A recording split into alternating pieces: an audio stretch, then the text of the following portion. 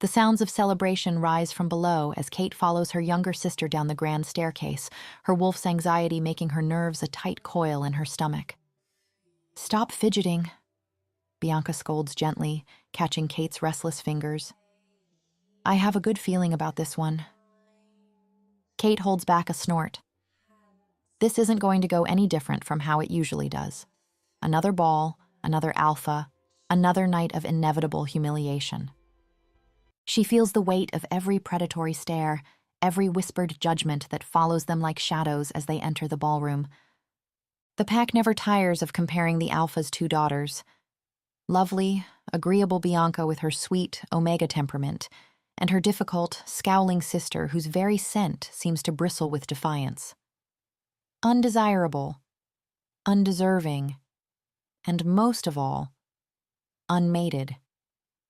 "I heard Alpha Cain is supposed to be very kind, very handsome," Bianca insists. "How can you still hold hope every time?" Kate whispers, throat tight. This will be the 6th alpha to come seeking courtship, and the 6th to leave seconds upon meeting Kate. "One day it will work out," Bianca insists, squeezing Kate's hand. "You'll see." Kate studies her sister. Next to Bianca's ethereal beauty and gentle omega grace, Kate's dark hair and midnight blue gown seem severe, unwelcoming. Yet Kate is the eldest, the heir, and her continued failure to secure a match, while her sister stands engaged, hasn't escaped the pack's notice. "Are you angry with me?" she asks Bianca softly. She'd have every right to be. Their mother's dying wish had been clear, enforced by pack law. The younger daughter cannot be mated before the elder. Because of Kate, Bianca's happiness hangs in limbo, but Bianca just smiles, gentle as dawn. "Never. You'll find the one, sister. I know it." Through the crowd, Kate catches the powerful scent of an approaching alpha, her wolf instantly alert. Another suitor who's about to despise her. Her father's alpha voice rings out, commanding attention. "My daughters, may I present Alpha Cain, who has traveled far to meet with us." Silence falls like a shroud as Kate takes her place beside her father's throne, feeling the weight of pack hierarchy press down on her. Across the room, she catches Bianca's encouraging smile. It makes Kate's heart sink. Beside her sister stands Silas, his sky-blue eyes and falsely gentle scent drawing admiring glances even now. Silas, who had once sought Kate's hand himself. Now he is to be Bianca's mate, or so he thinks. Kate smirks, resolved. She can do this. She has to. This is not her first rodeo anyway. "Lady Katrina," the Alpha Cain bows. "I've journeyed from the Western Territories, hoping you might grant me permission to court you." The entire room turns to Kate, holding its breath. Showtime, Kate thinks, settling back into her chair and crossing her legs in deliberate challenge. "To court me?" She arches an eyebrow as she studies her nails. "And what made you think I'd be open to that?" "Well, your father already indicated—" "My father gave you his blessing," Kate interrupts with a snort. "And you thought that equated to having mine?" The whispers grow sharper, wolves shifting restlessly at this breach of protocol. Kate feels her father's disapproval radiating beside her, but she presses on, making sure to sound as insufferable as possible. "Did you think you'd simply walk in here and I'd swoon, when you're not even the most handsome alpha to stand in this very spot, begging for my time?" "Kate!" Her father's warning growl crackles through the air. Once, she would have dug her nails into her palms at that tone. Now she sits straighter, ice crystallizing around her heart. "I meant no disrespect," she says mockingly.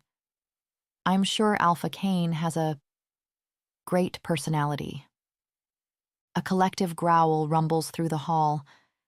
6 years of disappointment and hostility have taught her to wear their hatred like armor. Let them see her as an insufferably spoiled brat. There's no other way. "Is there anything else you'd like to add to make yourself look more pleasing in my eyes?" Kate asks sweetly. She gets a snarl in response, his wolf barely contained. Then I believe I shall retire for the evening, father. Kate concludes sweetly. As Kate descends the dais, she feels their fury like burning brands against her skin, their wolves' collective disapproval a tangible force. But passing her sister, she meets Silas's perfect, lying smile and is reminded of why she must continue this charade. As long as Kate remains unmated, so must Bianca. She lifts her chin higher, letting her defiance flash as she returns Silas's smile. Her sister will never be his. Not as long as Kate shall live. Chapter 1. Kate barely makes it 3 steps from the great hall before Bianca catches up to her, Silas in tow. Her wolf bristles at his scent, something sickly sweet that reminds her of rotting flowers. To everyone else, she supposes his smell must be irresistible. Her sister's face is pinched with concern, while Silas's perfect smile doesn't quite reach his eyes. "Are you all right?" Bianca asks, reaching for Kate's hand. "You seemed upset in there." "Just tired," Kate forces herself to say, her wolf growling deep in her mind as she tries to ignore Silas's knowing smirk. "Let me speak with her," he cuts in smoothly. "Brother to sister, if you will." Bianca beams at him. "What a wonderful idea, my love. You always know exactly what to say to make Kate feel better." "The sight of him makes me sick," Kate snaps, her canines lengthening slightly with her anger, but Bianca just smiles wider. "Don't worry about being alone with him," her sister says. "I trust you both completely." Before Kate can protest, Silas's hand is gripping her elbow, steering her toward a private balcony. Her wolf recoils at his touch. Everyone else just waves at him enthusiastically as they pass, making Silas preen. He lives for the attention. "Don't touch me!" Kate's stomach turns as Silas laughs. "Women should know their place," he proclaims loudly, making someone nearby exclaim, "What a feminist! Bianca is so fortunate." Stepping outside, Kate grips the balcony rail, her enhanced hearing picking up snippets of conversation from the party below. Her wolf paces restlessly, urging her to run, to fight, to do something. But she's been through interactions like these enough times to know she shouldn't try to escape them. If Silas wants a conversation with her, he'd ensure to get it. Resistance was futile. Kate sighs. The first time she'd seen him, all golden curls and baby blue eyes, the ambitious beta from a neighboring pack, she hadn't thought much of him. He, on the other hand, declared himself in love with her after one meeting. Back then, she'd found him merely uninspiring, and she'd rejected him quickly but politely. She'd already given her heart away long ago. Not that it mattered anymore. "What are you thinking about?" Silas asks, too close. "How if I'd known how evil you were upon meeting you, I'd have ended you right there and then." His answering smile is radiant. "You know, it gets rather boring when everyone worships you," he says. "Your point?" "My point, dear sister, is that your hatred—" He leans in to whisper, "It amuses me." Kate rolls her eyes. "Don't call me sister. I'll never be your sister. I'll never be your anything, and neither will Bianca. Bianca's already mine." His smile turns cruel. So trusting, so willing. Kate's hand flies up to slap him, but Silas catches her wrist. "Careful now. Better they think you're just a bitter hag I passed over for Bianca than the alternative." "The alternative?" Kate snarls. "You mean that you're a power-hungry sociopath who somehow cursed everyone to see you as perfect?" Silas grins. "I mean the fact that you don't like me. Rather deranged of you, really. Everyone likes me. Watch." He turns to the courtyard below. "Hey, Kyle. I murdered your son because I didn't like his face." "Thank you for your condolences, Silas." Kyle smiles tearfully. "See?" Silas turns back to her, triumphant. "I'm never letting you near my sister." Kate whispers, "Well, there's a simple solution, one I keep offering." His voice turns silky. "Be mine instead, Kate, It's what I always wanted. Your father's pack, you as my Luna. You wouldn't have to worry about little Bianca then. You disgust me. Something flashes behind his eyes. Impatience, hunger. Either you'll have me, or you'll let me have Bianca. You won't be able to keep pushing suitors away forever, Katrina. You mean the ones you keep paying to court me? Watch me. Can you blame me for wanting the best for my darling sister? Don't pretend this is about me. You just want father's pack. And what I want, I get. His smile turned sharp. You never got me. Kate smirks, knowing how her continued resistance grates on him. Sure enough, his perfect mask slips, revealing an ugly scowl. And how's that working for you? Everyone in your pack hates you. Your father's at his wit's end, and your sister. Bianca would never turn against me, Kate interrupts. We'll see about that. Silas's laugh echoes as he leaves her alone on the balcony. Your time's running out. These little games of yours have gone on long enough. Kate watches him go, her nails, now more claw than human, cutting crescents into her palms. In the courtyard below, she can hear people praising his kindness, his wisdom, his gentle heart. Her wolf howls in frustrated rage, matching her own desire to scream. She doesn't, though. She's long learned her screams mean nothing when they're against Silas.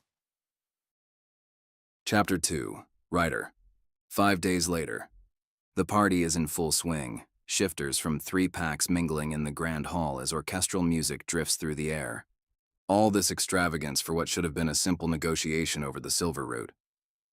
Ryder exhales, studying his champagne glass. Everything about this screams old money. Alpha Derek's not-so-subtle reminder that despite Ryder's success, he's still considered new blood. About that deal, he starts, steering the conversation where it needs to go. His pack requires access to Derek's trade routes to transport silver ore to human territories. It's dangerous work, which makes it profitable. To the youngest alpha in the Western Territories, Derek interrupts, raising his glass. 3 hours, and Derek still hasn't focused on business. Alpha Ryder, a soft voice interjects. A blonde shifter presses in, her scent radiating interest. I've heard so much about you. She leans closer than necessary. They say you're the most eligible alpha in 3 territories. Ryder quirks a brow. Do they? Really? He's not one to downplay his reputation, but flattery is easy to recognize. They say you're dangerous, she purrs, tracing a finger down his arm. A lone wolf who came from nothing and built an empire. Careful. He catches her wrist, amusement in his tone. A man might think you're after more than just his empire. She leans in, lips grazing his ear. And if I am? Ryder holds back a snort. Dangerous territory, little wolf. He releases her hand with a wink. Derek watches her sashay away before commenting. That's the 3rd one tonight. You can't turn them all down. I can't? A pack needs a Luna, Ryder. So I've been told. He downs the rest of his champagne, eyeing a server with fresh glasses. Don't tell me you're a closeted romantic waiting for the one? Derek smirks. Nothing of the sort, I assure you. I smell a story there. Derek catches the shadow crossing Ryder's face. It isn't one worth telling. His tone is clipped. Now, about the silver transports. The double doors crash open, sending crystal glasses rattling. The room stills as a stormy presence strides in. Without a glance at anyone, the newcomer beelines to the drink cart, grabbing an expensive whiskey. Derek perks up, sensing drama. Well, if it isn't Alpha Kane. Derek grins. I take it the courtship didn't go as planned? Kane takes a long pull from the bottle before slumping beside them. Told you so, Derek sing-songs before turning to Ryder. Our friend here ignored my sage advice and tried courting a certain shifter princess known for her particular taste in men. Particular? Ryder humors him, though he couldn't care less about spoiled alpha daughters. They say she's rejected hundreds, Derek exclaims. Ryder raises a dubious brow. Hundreds? At least, Derek gestures to Kane. And he's the latest victim. She's a fury, Kane growls, slamming the bottle down. An absolute fury. Derek, delighted, leans in. What did you do to displease this fury? Nothing but breathe in her general direction. Kane practically vibrates with rage. That alone earned me her ire. Never in my life have I met such a spoiled, aggravating woman. I told him she had the reputation of a shrew, Derek stage whispers. But he went anyway because her daddy's rich. Ryder tunes them out, recalculating how to get this conversation back on track. As if you're not planning to try your luck too, Derek, Kane grumbles. Her father owns enough gold mines to buy entire territories. Whoever mates with Alpha Jensen's daughter would... Ryder stops listening. That name. Jensen. His former Alpha. The man who'd rescued him from his abusive mother. Who'd given him a home and a purpose. A man he'd once been desperate to impress, like a child seeking approval. But Ryder had never been Jensen's son. Just another guard trained on his estate. And on that estate had lived 2 daughters. The eldest had found a mate 6 years ago, which meant... Wait, Ryder interrupts. Are you saying Bianca Winters was the one to wrong you? It doesn't make sense. Sweet Bianca, who used to chase him around with cookies, who'd never had an unkind word for anyone. Bianca? That cute little blonde thing? Kane laughs. Of course not. She's been engaged to Silas Thorne for ages now. Everyone knows that. He must have missed it because Ryder's pack is settled abroad, Derek begins. He's only here to visit. Sorry, Ryder cuts in, unable to help himself. But you said you'd been courting Alpha Jensen's daughter, so I assumed... I meant his eldest. Ryder nearly chokes on his drink. Look how he scowls, Derek crows, pointing at Kane. Won't even say her name, that's how shaken he is. Shut up, Kane growls. Go on, big guy. What was the little lady's name again? Katrina, Ryder mutters, barely aware he's spoken. He sees flashes of dark hair, a mocking smirk, a girl who, unlike her sister, never shared her cookies or anything else for that matter. She's unmated? The words slip out before Ryder can stop them. She's unhinged, that's what she is. Kane scoffs. But what about Silas Thorne? Ryder presses and immediately regrets it as pain lances through his skull. Fragments of memory surface. A handsome blonde man, Kate mentioning a proposal, but trying to focus makes his head throb. Oh, Silas, great guy. Kane brightens. You know these people? Derek eyes Ryder. I'm only asking to be polite. You obviously do. Ryder ignores him, rubbing his temples. This can't be right. Silas had asked for Kate's hand, not Bianca's. And Kate had said yes. Hadn't even told Ryder first. Just agreed. Like he was nothing more than a plaything she'd tired of. I think I'll retire for the evening, Ryder says, pushing to his feet. Derek looks surprised. Already? Ryder had planned to keep pressing about the silver route, but now he just wants to sleep. He's halfway down the moonlit corridor when a voice stops him. Alpha Ryder. A lean wolf with Kane's pack markings hurries to catch up, his diplomatic pins marking him as a beta. Forgive the interruption, the beta says, slightly out of breath. I was fortunate to catch you. I've been charged with delivering this. He produces a sealed envelope. From a rather beautiful young lady. For one irrational moment, Kate's face flashes through Ryder's mind. Then he sees the Winterpack seal in the dark wax, and his heart stutters. His fingers don't shake as he breaks the seal. They don't. But something in his chest does clench when he sees the flowing signature at the bottom. Not Kate's precise strokes, but Bianca's gentle curves. Thank you for your discretion, he mutters. He waits until the beta's footsteps fade before leaning against the cool stone wall. What could sweet little Bianca want with him after all these years? Ryder opens the letter and reads. Chapter 3. Kate, a week later. Kate barely has time to reach her chambers before her father's heavy footsteps echo down the hall, his alpha presence radiating anger that makes her wolf want to bare its throat in submission. She braces herself, hands clasped behind her back as the door flies open with enough force to rattle the hinges. That's enough. Jensen's voice carries both paternal concern and an alpha's command, making the air crackle with authority. 7 suitors, Kate. 7 respected alphas you've driven away with deliberate cruelty. And let's not even mention the others, strong betas, warriors, leaders in their own right. What game are you playing? This isn't a game, Kate says, keeping her voice light even as her wolf paces restlessly. You promised I could marry for love. Love? He barks out a laugh that's more growl than humor. Love requires you to give someone, anyone, a chance. Instead, you've turned away every suitable match without so much as a conversation. Alpha Kane traveled 3 days to meet you. And Alpha James had traveled 5, Kate reminds him, turning to her window. Neither were suitable. How would you know? Her father barks. You spent all of 5 minutes insulting the 2 of them, which was plenty enough to know neither were the one. Her father's frustration rolls off him in waves. Kate, please. Think of your sister if you won't think of yourself. Bianca and Silas have waited patiently, but it's been long enough. It definitely hasn't been long enough. If it were up to me, Kate says, turning to face him, Bianca and Silas would keep waiting forever.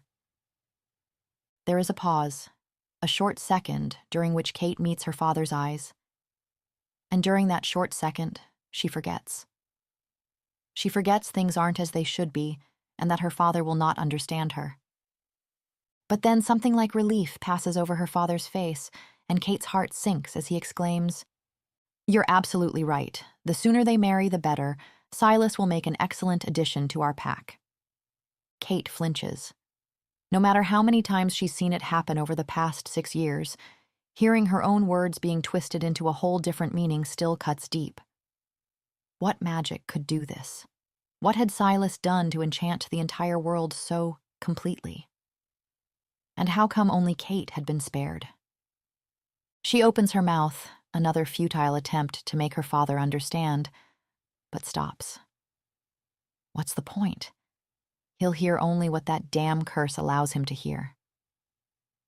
You were different once. Jensen observes quietly. You never did tell me what happened 6 years ago when you and... Don't. Kate's voice cracks because she knows where this is going, and she's got enough on her plate, is it? She doesn't need to be reminded of that day, of him. She won't think about him. I don't want to talk about it. Kate insists. Jensen's eyes soften slightly. Look, Kate, it's clear that whatever happened between you two... I said I don't want to talk about it, Kate snaps, her canines lengthening with emotion. Her father's patience visibly thins his alpha energy, filling the room with such pressure that Kate's ears pop.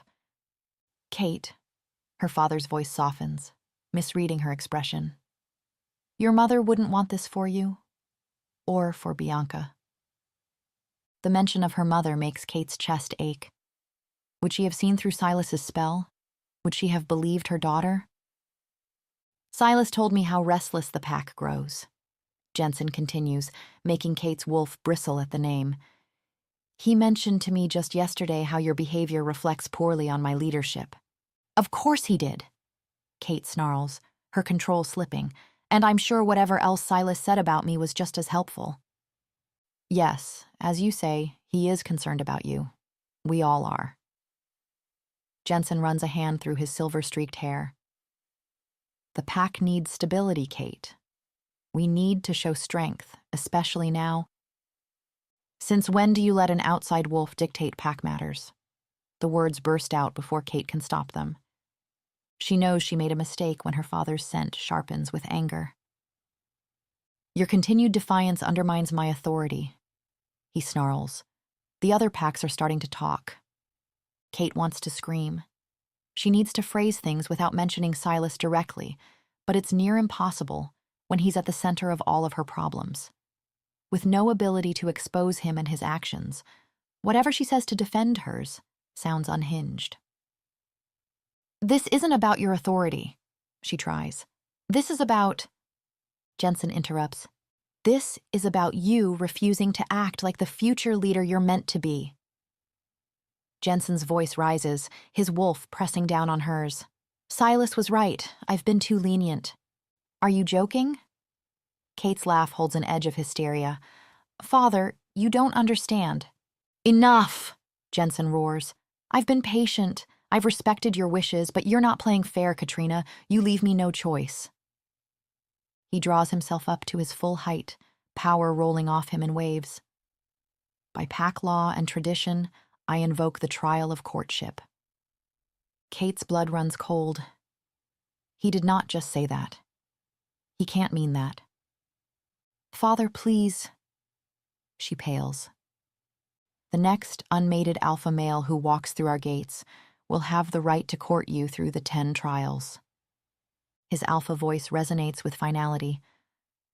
And if he completes them successfully and still wants you as his mate, you will accept.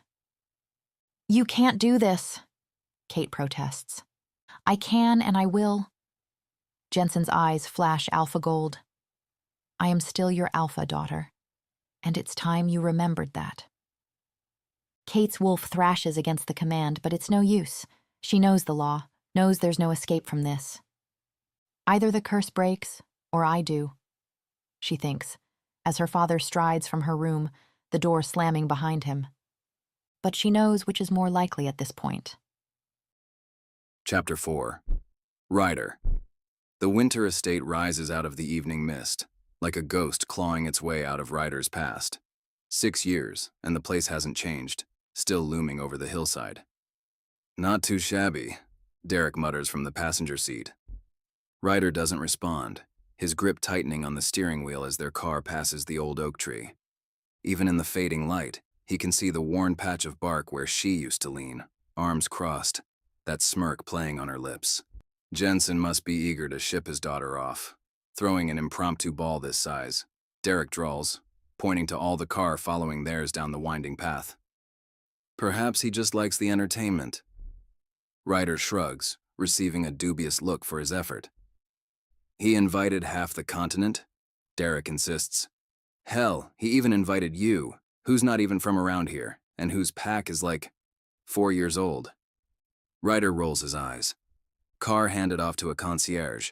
His fingers brush the letter in his pocket. Bianca's words had been vague. But why would she request to see Ryder now, after all this time, if it weren't important? Sweet Bianca. He wouldn't have come back if not for her. The grand ballroom is a study in old money meets modern excess. Crystal chandeliers casting rainbows across polished marble.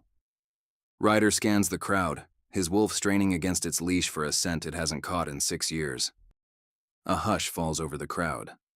Alpha Jensen has arrived, now taking the center of the room. Beside him stands Silas Thorne, golden and perfect as ever, with Bianca on his arm. My friends, Jensen's voice carries effortlessly through the hall. You honor us with your presence, having traveled so far. He raises his glass in a toast. Since you've made the journey, he continues, I might as well share why I've gathered so many distinguished alphas here tonight. Here we go. Derek practically vibrates with anticipation. As many of you may have heard, Jensen's voice tightens slightly. My eldest daughter, Katrina, has yet to find a suitable mate. Derek snorts. Wonder why? She seems lovely. To remedy this, Jensen forges ahead. I will be holding a tournament, a series of trials, open to any alpha willing to compete. The victor, he pauses, clearly choosing his words. The victor will win my daughter's hand in marriage. The silence that follows is deafening, as everyone begin to glance collectively around the room. And where is the lady in question? Someone finally dares to call out. Jensen's grimace is painful to watch. Kate is, powdering her nose. He manages. Bianca, would you? Bianca nods and slips away, presumably to fetch her sister. The whispers start immediately. Does she even want a mate? Ryder hears someone asks. Everyone knows she doesn't. 7 alphas all rejected. Heard she made the last one cry. The whispers build, each voice adding to the tide of disapproval. Ryder frowns, something not sitting right in his chest. This doesn't sound like the Kate he knew. Oh, she'd always been proud, quick to anger when challenged, but she'd understood duty, had respected it even. I heard she... A nearby wolf starts, but Jensen's voice cracks through the hall like a whip. Enough! Whoever wins these trials, Kate will accept as her mate. The great doors blast open with enough force to rattle the chandeliers. Ryder's wolf surges forward in his mind. Katrina Winters is here, chin lifted in deliberate challenge, draped in blood-red silk. A vision.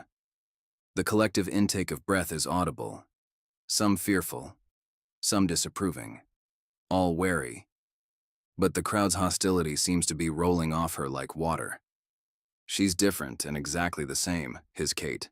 Still all steely gaze and deadly grace, though there's something harder in her now that makes Ryder frown. What happened to you? He wants to ask.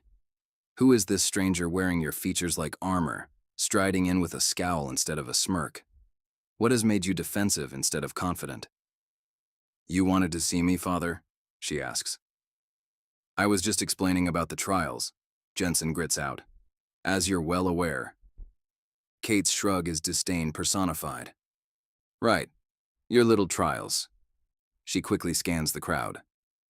Well, father, I only hope these gentlemen don't care much for their private parts. Her smile turns wicked as the crowd collectively gasps. Are we to expect grievous injury during these trials, Lady Kate? Derek calls out, clearly entertained. That depends on your own competence. Her eyes glitter. Though I promise you will be gravely injured if you dare climb into my bed uninvited, alpha whoever. And trust me, none of you will ever be invited. Kate's smirk only grows as she watches her father's face turn an interesting shade of purple. Kate is only joking, he grinds. Kate is being very serious. Kate smirks. The crowd's practically booing at this point. Ryder's somewhat impressed with Kate's commitment to being hated. Enough! Jensen roars, and the hall falls silent. I've had enough of this. I thought I'd been clear, Kate. Whichever alpha wins this trial will be your mate. And whoever will be my mate will lose his balls. Kate smirks at the crowd.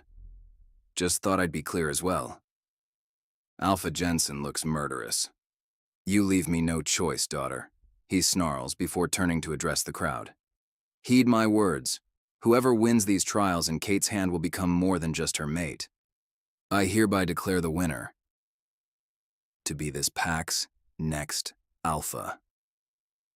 The silence that follows the statement is deafening as the entire ballroom collectively processes the magnitude of Alpha's Jensen words.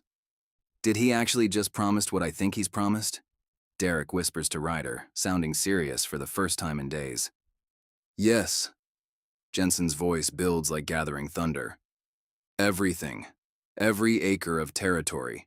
Every silver mine. His eyes sweep the suddenly electric crowd. Our alliances. Our resources. Our power. All of it will pass to whoever proves worthy of being my daughter's mate. Silas steps forward, his perfect face alight with what looks like concern. Alpha, perhaps... Silence. Jensen's command rings through the hall. The tension in the room is a living thing, coiling around them all like a snake about to strike. Any alpha who wishes to compete, his voice drops lower. Step forward now and declare yourself before your brothers. The room erupts into chaos as alphas surge forward, each trying to outmaneuver the others to reach Jensen first. Snarls and growls fill the air as shoulders clash and elbows jab. Ryder's eyes fall onto Kate, her fingers curling into fists at her sides, and his feet move of their own accord, before her voice, soft but sure, rings in his ears. I'm sorry, Ryder, but Silas understands me in a way you never could.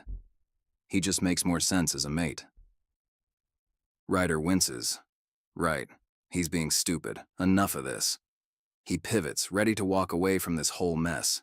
Derek's hand catches his arm. Where do you think you're going, big guy? Ryder snarls. I'm not interested in forcing myself on a woman who clearly doesn't want a mate. This isn't about what she wants.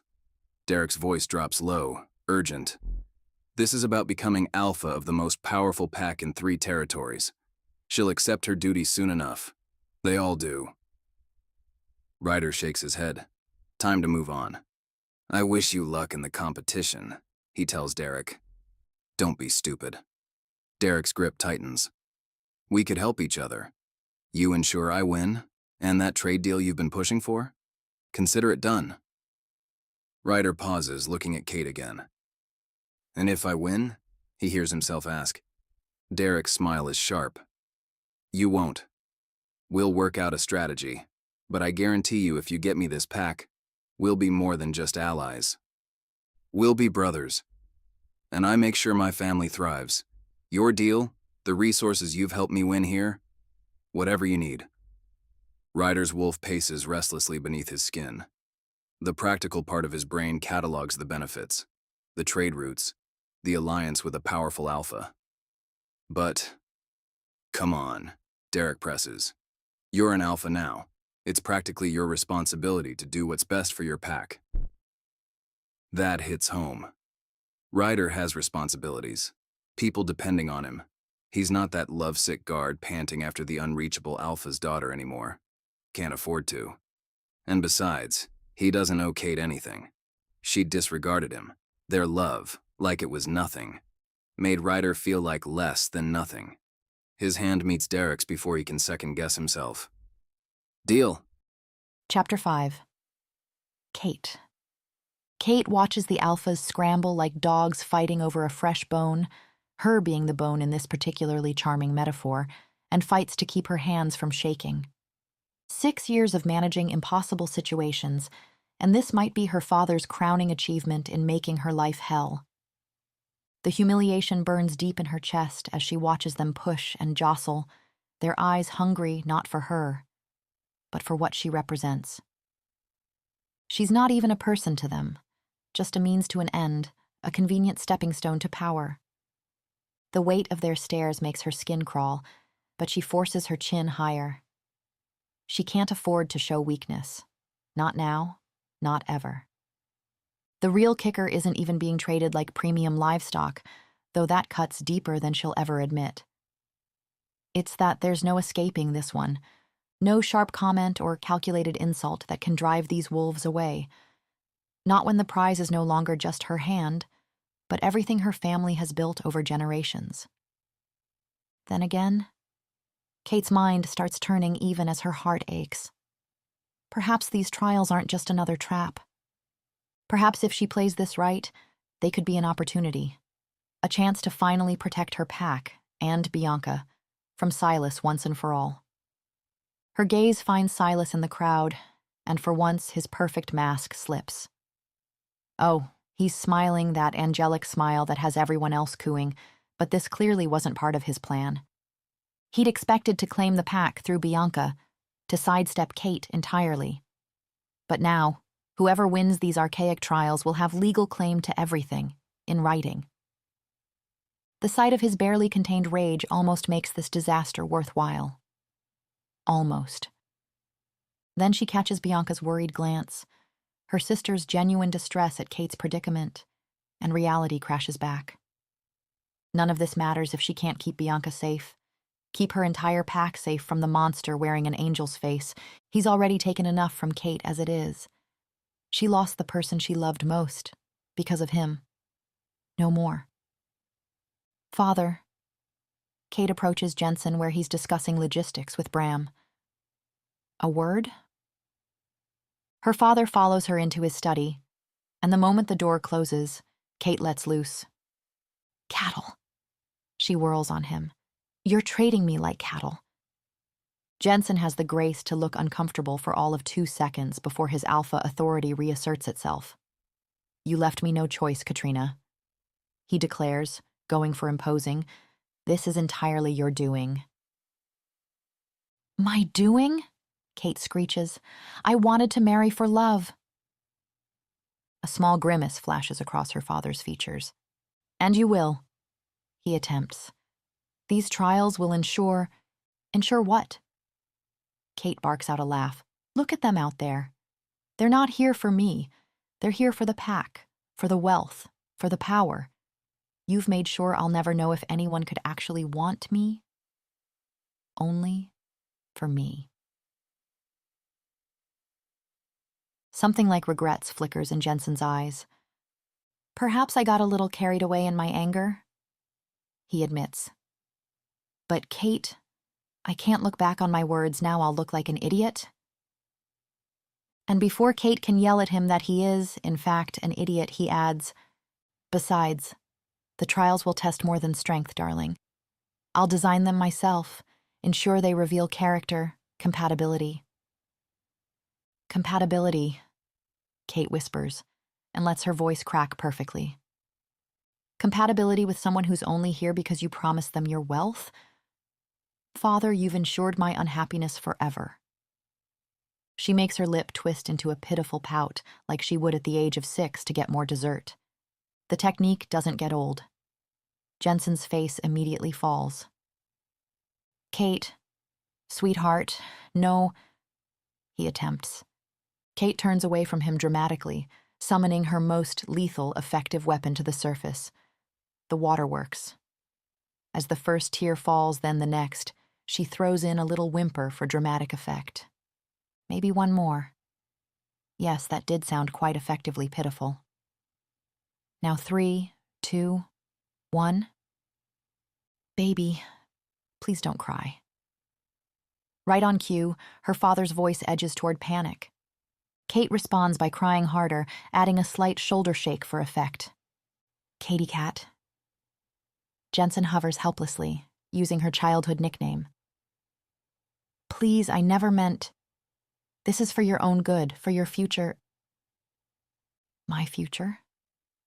She turns back, face streaked with tears, the very picture of devastation. Father, I'll take my own life before letting you force me into a lifetime of misery.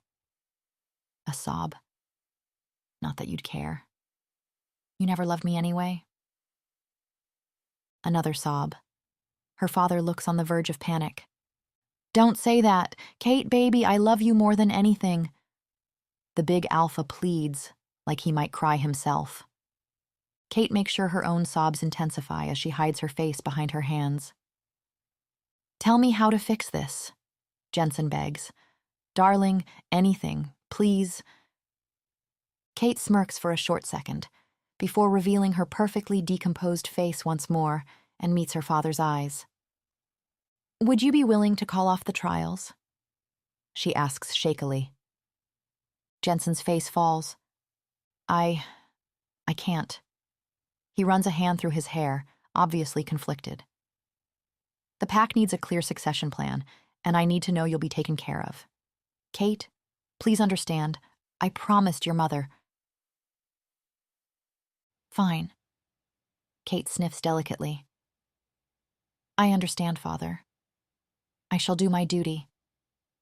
The relief on his face is almost comical. You will?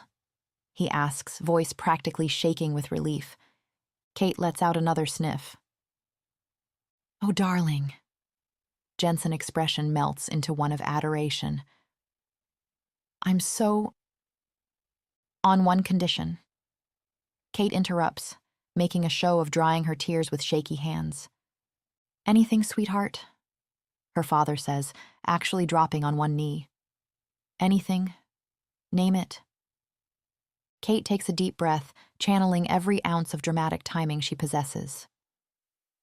I'll allow these trials, she says, and I'll mate with whoever wins them. If, Jensen breathes, holding on to her every word. Kate bites back a smirk. If you let me compete, Father. Silence befalls the room. Jensen blinks, then blinks again and says, I'm sorry, what? Let me compete in the trials. Kate lifts her chin. For my own hand, and for the pack. Her father's mouth opens, closes, opens again.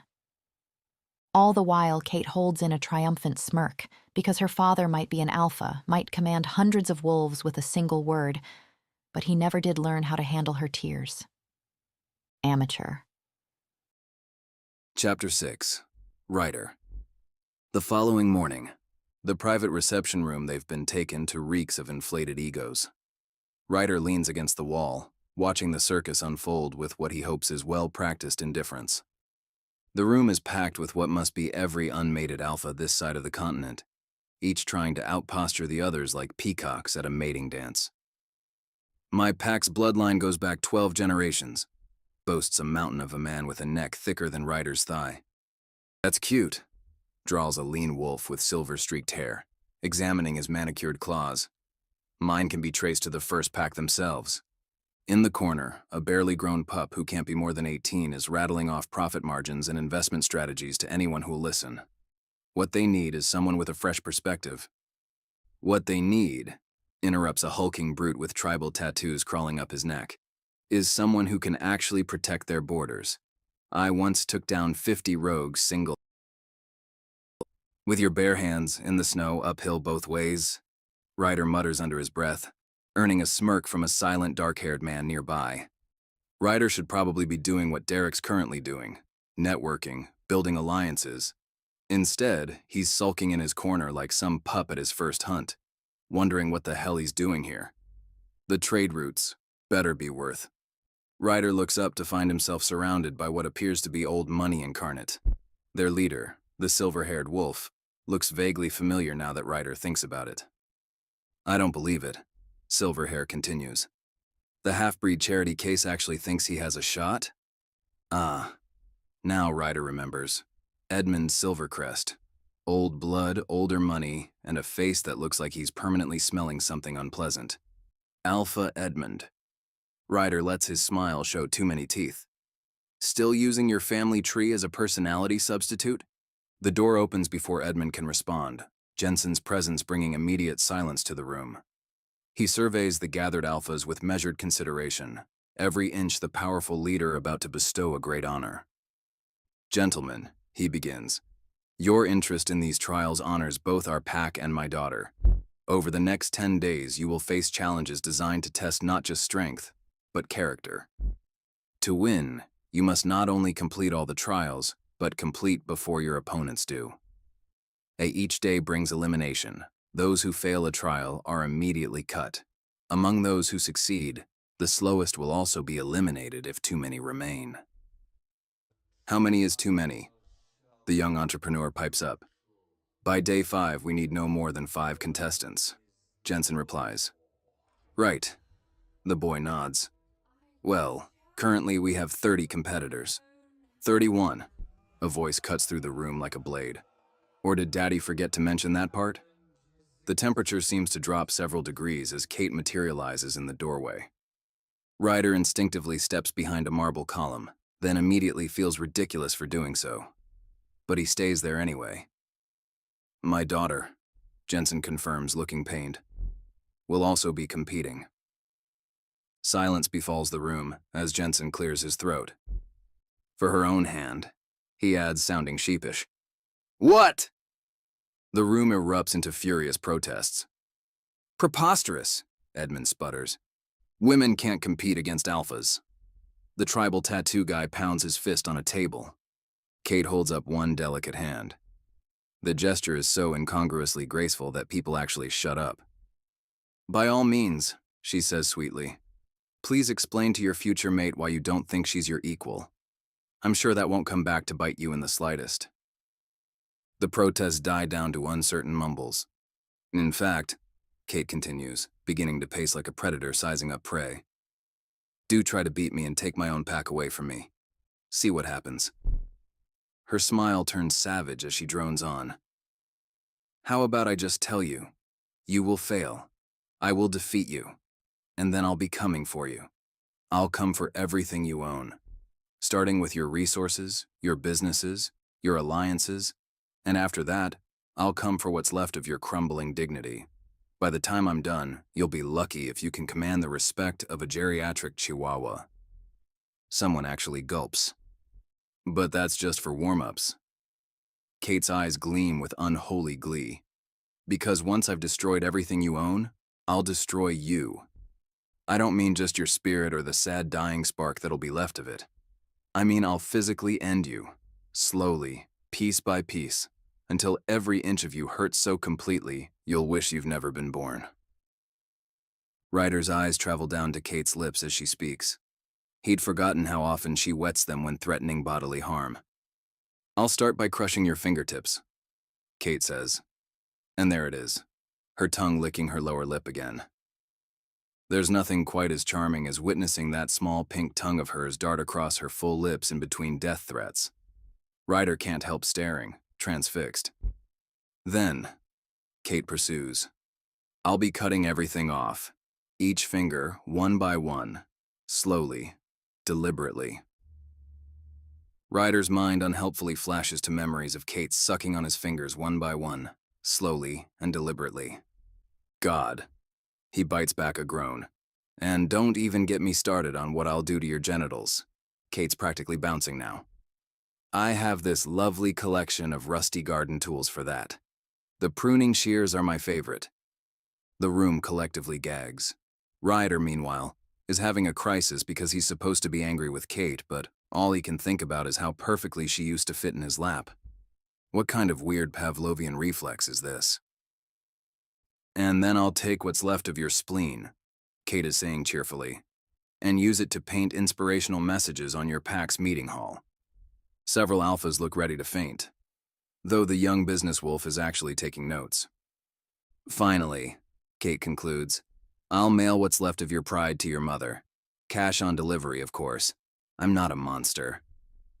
Ryder shifts uncomfortably behind his column, beyond grateful for the loose cut of his formal pants. Kate's enthusiasm for creative violence really shouldn't be having such an effect on him, but it's just she's so thorough, so creative, so wonderfully unhinged in the way that used to drive him crazy. Kate pauses her litany of creative dismemberment to survey the room. So, gentlemen, ask yourselves, is competing for a pack you probably won't actually win worth earning my eternal ire? Do you really think your territories can withstand my attention, should I decide to pay you a visit? Her smile is pure predator. Because I have such a good memory for faces. The silence is deafening. Then one alpha, pale as milk, steps forward. I think there's been a misunderstanding.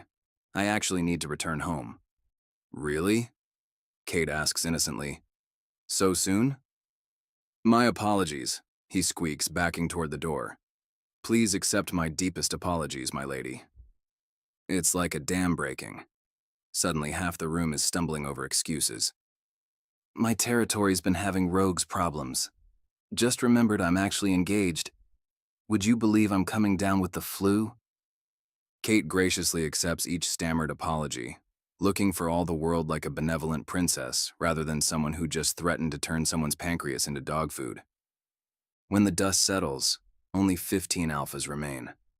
The braver ones, the more ambitious ones, and one very frustrated, very aroused former guard who is seriously wondering how he's ever going to get through these trials when Kate won't merely be threatening, but actually enacting physical violence.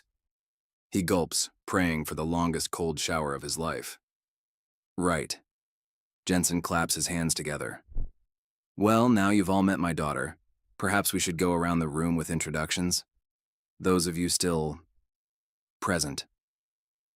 Tribal Tattoo steps forward first, chest puffed out. Alpha Magnus Redclaw of the Northern Plains. Boring, Kate cuts in, examining her nails. Next, Lord Edmund Silvercrest, heir to... Shut up, Edmund. I know who you are, and I don't like you. Next. She starts pointing around the room rapid fire, not letting anyone finish. You're too old. You're too young. You look stupid. Jesus, what is wrong with your hair, man? Are you actually sporting a mohawk? Her finger moves like a weapon, each dismissal more cutting than the last. Ryder realizes then that she's going to notice him in just a few seconds. Kate Winters will actually be looking at him and insulting him in just a few seconds, for the first time in 6 years. For the first time since she'd butchered his heart and dumped it aside like trash. Well, fuck it. Squaring his shoulders, Ryder stepped forward and out of the shadows. Whatever mean remark is coming for him, he won't give Kate the satisfaction of looking thrown off. Never again. You're too tall, you're too small, you're... Kate's finger swings toward him, her mouth already open with another cutting remark. Then her eyes fall onto Ryder, and she freezes. She freezes, finger raised mid-air, lips parted. "Hi, Kate." Ryder's voice comes out steadier than he feels. He actually manages a small smirk, rather pleased with the way Kate is gaping at him, color draining from her face. Serves her right. "It's been a while." Ryder jokes, realizing his joke isn't particularly funny when Kate just stares at him. 1,000 emotions flash across her face too quickly to name. Shock, pain, fear, and suddenly, Kate runs. She doesn't walk quickly, doesn't make excuses. She flat out runs from the room like the hounds of hell are on her heels, leaving behind a silence so complete you could hear a pin drop. "Right." Jensen's voice is artificially bright. First trial begins at dawn. Chapter 7. Kate presses her forehead against the cool window of the car. Her hands won't stop shaking, her wolf clawing at her chest. The memory of Ryder standing there, right there in front of her after all this time. God, she'd made such a fool of herself, standing there gaping like some starstruck teenager, while he'd smirked at her with that infuriating confidence. Like it was nothing. Like 6 years of absence could be bridged with 2 casual words. And now she's going to have to face him again at this ridiculous welcoming party. Unless, perhaps this was all just some big misunderstanding, and he won't actually be competing in these stupid trials. Why is it not relief she feels at the thought? "Don't pout. You should use tonight to your advantage," Bianca says beside her. "Scout the competition, find their weaknesses, maybe even make some alliances." Kate stares at her sister. "Are you actually trying to help me? Despite what me winning might mean for you?" Kate having to mate with the winner of the trials would immediately allow Bianca to finally be with Silas, something her sister, sadly, yearns for due to the curse. But despite it, "I'm always on your side." Bianca's smile is gentle but determined. "I'd never wish for something that could make you unhappy, Kate. Never."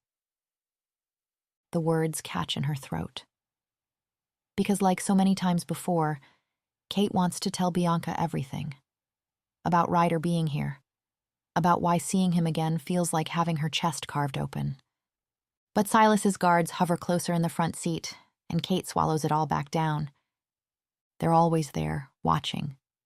The club where the party is being held for some reason pulses with bass-heavy music and writhing bodies, the air thick with alcohol and pheromones. Kate watches her packmates lose themselves to the rhythm. Silas's people are everywhere, watching, reporting back to their master. Right, she needs him gone. And if she becomes the pack's next alpha, if she wins the trials, she'll finally be able to kick him out, banish him for good. "Do you want a drink?" Bianca nudges her. "To help you relax?" Kate shakes her head. Better not. This is Daddy's first trial. "Watch." Kate nods toward an alpha currently groping a giggling wolf against the wall. "Father's testing everyone's control. Anyone who breaks courting protocols tonight is automatically eliminated." That does sound like something Daddy would do, Bianca admits. "Hello there, darling." Ice slides down Kate's spine at that familiar voice, at how that hand is settled possessively on her lower back. Silas materializes between them like a dark star, drawing all light into himself. "My love," he purrs to Bianca, "would you be a dear and fetch us some drinks?" The moment Bianca disappears, Silas's grip tightens. "Dance with me," he demands. "I'd rather not," Kate replies. "Oh?" His smile doesn't waver. "Is that Ryder I see by the bar?" Kate can't help her reaction. Her head immediately tilts to the right, finding him leaning against a stool. The club lights paint shadows across his jaw, the jaw she used to kiss, one whose line she could draw from memory alone. He's so beautiful. But his eyes are cold when they meet hers. You must be thrilled to have him back. Silas's fingers dig into her spine as he maneuvers her through the crowd. It would be a shame if he were to disappear again. Kate's blood runs cold as Silas pulls her against his chest. "Are you threatening me?" Threatening you? Silas laughs. My dear Katrina, I thought we were past such obvious statements. Yes, I'm threatening you and him. Keep up. On the dance floor, Silas' grabby hands wander with calculated possession. Your father's asked me to help organize the trials, he murmurs against her ear. Judge them even. Isn't that wonderful? Kate's stomach churns. Across the floor, she catches Ryder's gaze, dark, angry. Her breath catch. As soon as someone finally pulls Silas away for a conversation, she bolts. She doesn't care about alliances or strategy anymore. She just needs to escape, to breathe. Strong hands catch her waist as she rounds a corner, pulling her into a shadowed alcove. Her wolf recognizes his scent before she does, every nerve ending lighting up at the familiar touch. Ryder, she says, hating herself for sounding breathless. What do you want? He looks good. Too good. All sharp angles and quiet power, nothing like the young guard who'd left 6 years ago. And yet still very much the incarnation of everything she's ever loved. Because he's Ryder. The years have filed away his softer edges, left behind something dangerous and compelling that makes her wolf pace restlessly beneath her skin. But he's Ryder. She's so happy to be near him again she could cry. Apparently he doesn't feel the same. What do I want? He scoffs. That's all you've got after all this time?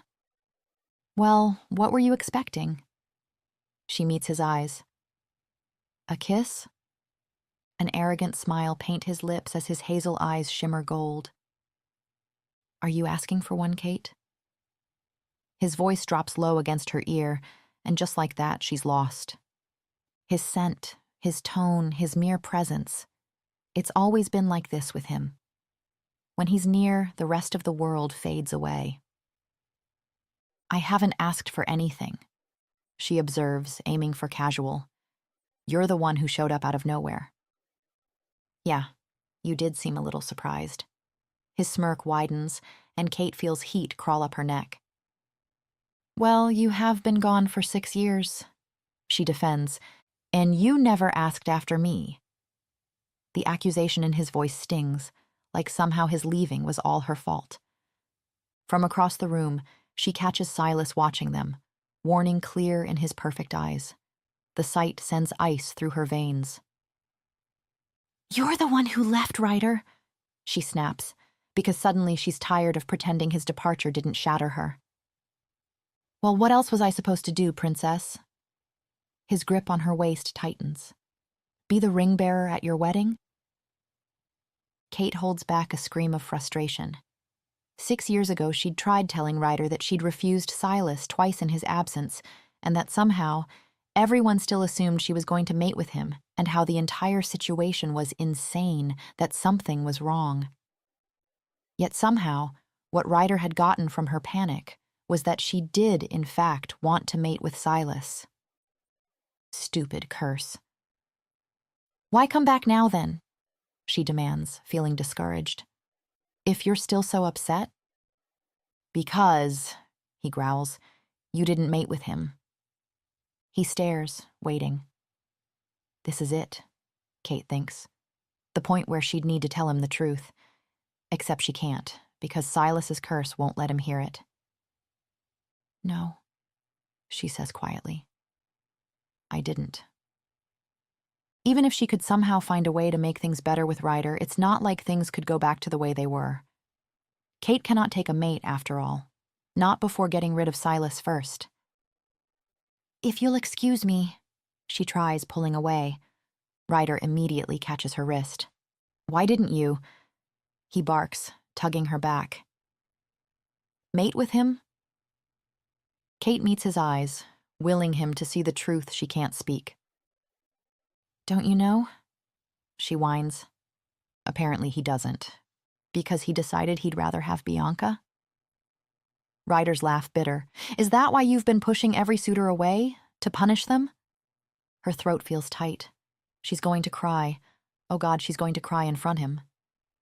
Did you come back because you were hoping I wouldn't push you away? She manages. Ryder snorts. Don't flatter yourself. I came back because Bianca asked me to. Bianca? Why is Ryder talking to Bianca? Sorrow evaporates, replaced by outrage. My sister? Are you kidding me, Ryder? She grabs his hair, yanking hard. Ryder winces as she pulls harder, bringing his face closer. She reached out to me. He groans. How dare you try to corrupt my sweet baby angel? Another sharp tug, and she's achingly aware of how close their faces are, how Ryder's pupils have dilated. I'm not. He pants against her lips. I swear. Their breaths mingle, and Kate can't look away from his mouth, can't stop remembering how it used to feel against hers. Besides, he growls, you're the one trying to corrupt your sweet angel's fiancé. She jerks back, outraged. What did you just say to me? Oh, come on, Kate, I saw you. Everyone did. On the dance floor with Silas. His voice drips with disgust. Throwing yourself at him? It's been 6 years, Kate. He's with Bianca now. Get over it. The accusation that she'd hurt Bianca like that she'd want Silas of all people, hits like a physical blow. Kate forces her lips into a cruel smile, even as something breaks inside her. You get over it. She seethes, and stop acting like a petulant child. They stare at each other, fury and hurt crackling between them like lightning. Good luck in the trials, he finally bites out. I don't need luck. She turns away before he can see her eyes water, leaving him in the shadows where he'd once felt like home. God, and to think she's going to have to compete with him for her own hand in marriage, when he doesn't seem to even want her anymore. Chapter 8. Ryder follows the winter pack guard through frost-covered grounds, resisting the urge to rub his burning eyes. Sleep had been impossible. His mind replaying Kate's expression, the crack in her voice. His wolf paces, torn between satisfaction at her reaction and the maddening urge to fix what's broken. She's the one who ended it. She chose Silas. He shouldn't feel guilty just because she'd looked at him like he'd ripped her heart out. Except he does, and he hates it. There's our strategic genius, Derek calls, unfairly alert for dawn. He lounges against a tree as competitors gather, Magnus stretching his massive tattooed frame, Felix hunched over his laptop, Edmund holding court with sycophants. The silent man from yesterday lingers at the edges, testing the shadows. Quite the menagerie, Derek muses. Brute force, stealth, brains, and old money all wrapped up in neat little packages. You think wealth will help, Edmund? Money always helps. Ryder smirks. So if you're the wise guy, what am I?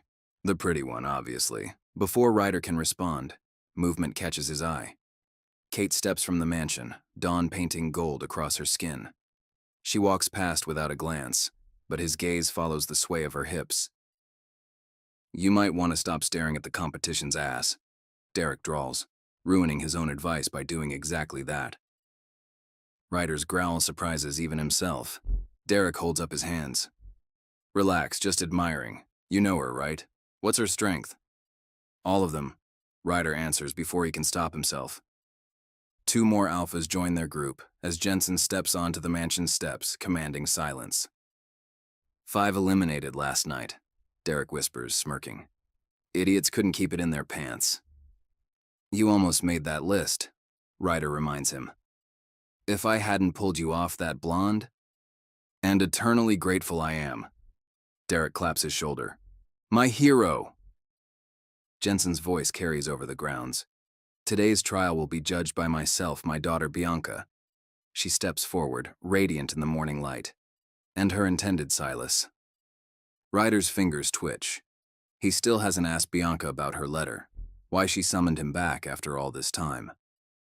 How fitting, Edmund says smugly, to have someone of such noble blood overseeing this tradition. Silas smiles, sweeping the crowd with practiced warmth. We aim to ensure these trials remain fair and honorable. His expression sharpens. Which is why we've agreed. No witnesses. What happens in the trials stays in the trials. Murmurs of approval ripple through the group. Even Ryder has to admit it makes sense. But then, Kate stands rigid, eyes fixed on Silas with something like fury or fear. Ryder frowns. What did she see? The rules are simple, Jensen continues. Race to the finish line. Last to arrive is eliminated. His smile turns grim. If you arrive. Torches flare behind him, revealing what the darkness had hidden. A massive labyrinth, its towering walls writhing with nightshade, Jensen confirms, in case anyone considered taking shortcuts. Derek inhales sharply. Ryder understands. Nightshade is lethal to their kind, handled with extreme caution. His eyes find Kate's. For a moment, they're 13 again, his fingers sticky with purple juice as she screamed at him to spit it out. She jerks away, like the memory burns. Are we allowed to shift? Felix asks. Jensen nods. Each entrance leads to the same center. Take your positions. Ryder steadies his breathing. Wolf form would be faster. Human mind thinks clearer. 3. Kate stands 3 entrances down, coiled like a spring. 2. Focus. Don't finish last. Find Derek if possible. 1. Wolf or human. Wolf or... Go! Ryder launches forward, shifting mid-leap. A chorus of howls splits the air. Overhead, a screech. He looks up. An eagle soars above the maze, unimpeded by the toxic walls. Since when could one of them? No time. The labyrinth beckons, and Ryder runs. The first corridor stretches ahead, nightshade casting eerie purple shadows. Overhead, the eagle's cry echoes forward, but he can't spare a thought on who's playing bird. A circular chamber opens before him, corridors branching like spokes. He hesitates. Which way? A familiar silver wolf bursts in. Kate. He'd know her anywhere, from the way she stands, the sharpness in her gaze. Their eyes lock for a heartbeat. Then she's gone, vanishing down a path without hesitation. Divide and conquer. Ryder forces himself to move. Kate isn't his concern. Not yet. He needs to find Derek. Track him. Strategize. Catching a faint trail of Derek's scent, he bolts through twisting corridors. The sun climbs higher, scorching his fur. Dead end. Another. How many have already found the exit? He's running blind. Wait. Movement ahead. A brown wolf, Derek shifts mid-stride, breath ragged. Took you long enough, he pants. This place is a damn trap, Ryder growls. They exchange a quick plan. Mark your path, Derek says. And remember, don't be last. He vanishes into the vines. Ryder runs, frustration mounting. Every wrong turn grates on him. He keeps stumbling upon Derek's markers, but no exit. Then, realization. Jensen, Bianca, and Silas are at the finish line. They're the ones he should be tracking. Idiot. He knows how Jensen thinks, how he evaluates wolves. This isn't just a race, it's a tracking challenge. And he's wasted time figuring it out. Ryder lifts his muzzle. There. Faint traces of Bianca's perfume. Jensen's alpha musk. He moves faster, now confident. The voices grow clearer with each turn. Jensen discussing something with Silas, Bianca's laughter. Close. Too close. Then the wolf attacks. Massive, gray, fangs flashing. He lunges from a hidden alcove. Ryder leaps back, snarling. A second wolf strikes from behind. Magnus? Edmund? Doesn't matter. Claws rake his flank. He counters, but they're circling, driving him toward the nightshade walls. They expect him to flinch. His mother's training might finally be useful. He lets them push him closer, feigning retreat. Then he whirls, using the wall as leverage to launch himself at the bigger wolf. They scramble, instinctively avoiding the nightshade, slamming into each other instead. Ryder strikes. Jaws clamp down. The second wolf shifts back, revealing one of the lesser alphas. Ryder pins him, claws pressing into flesh. Why attack me? His voice is gravelly as he shifts. Fuck you. The man chokes as Ryder applies pressure. Wrong answer. His eyes flash gold. Try again.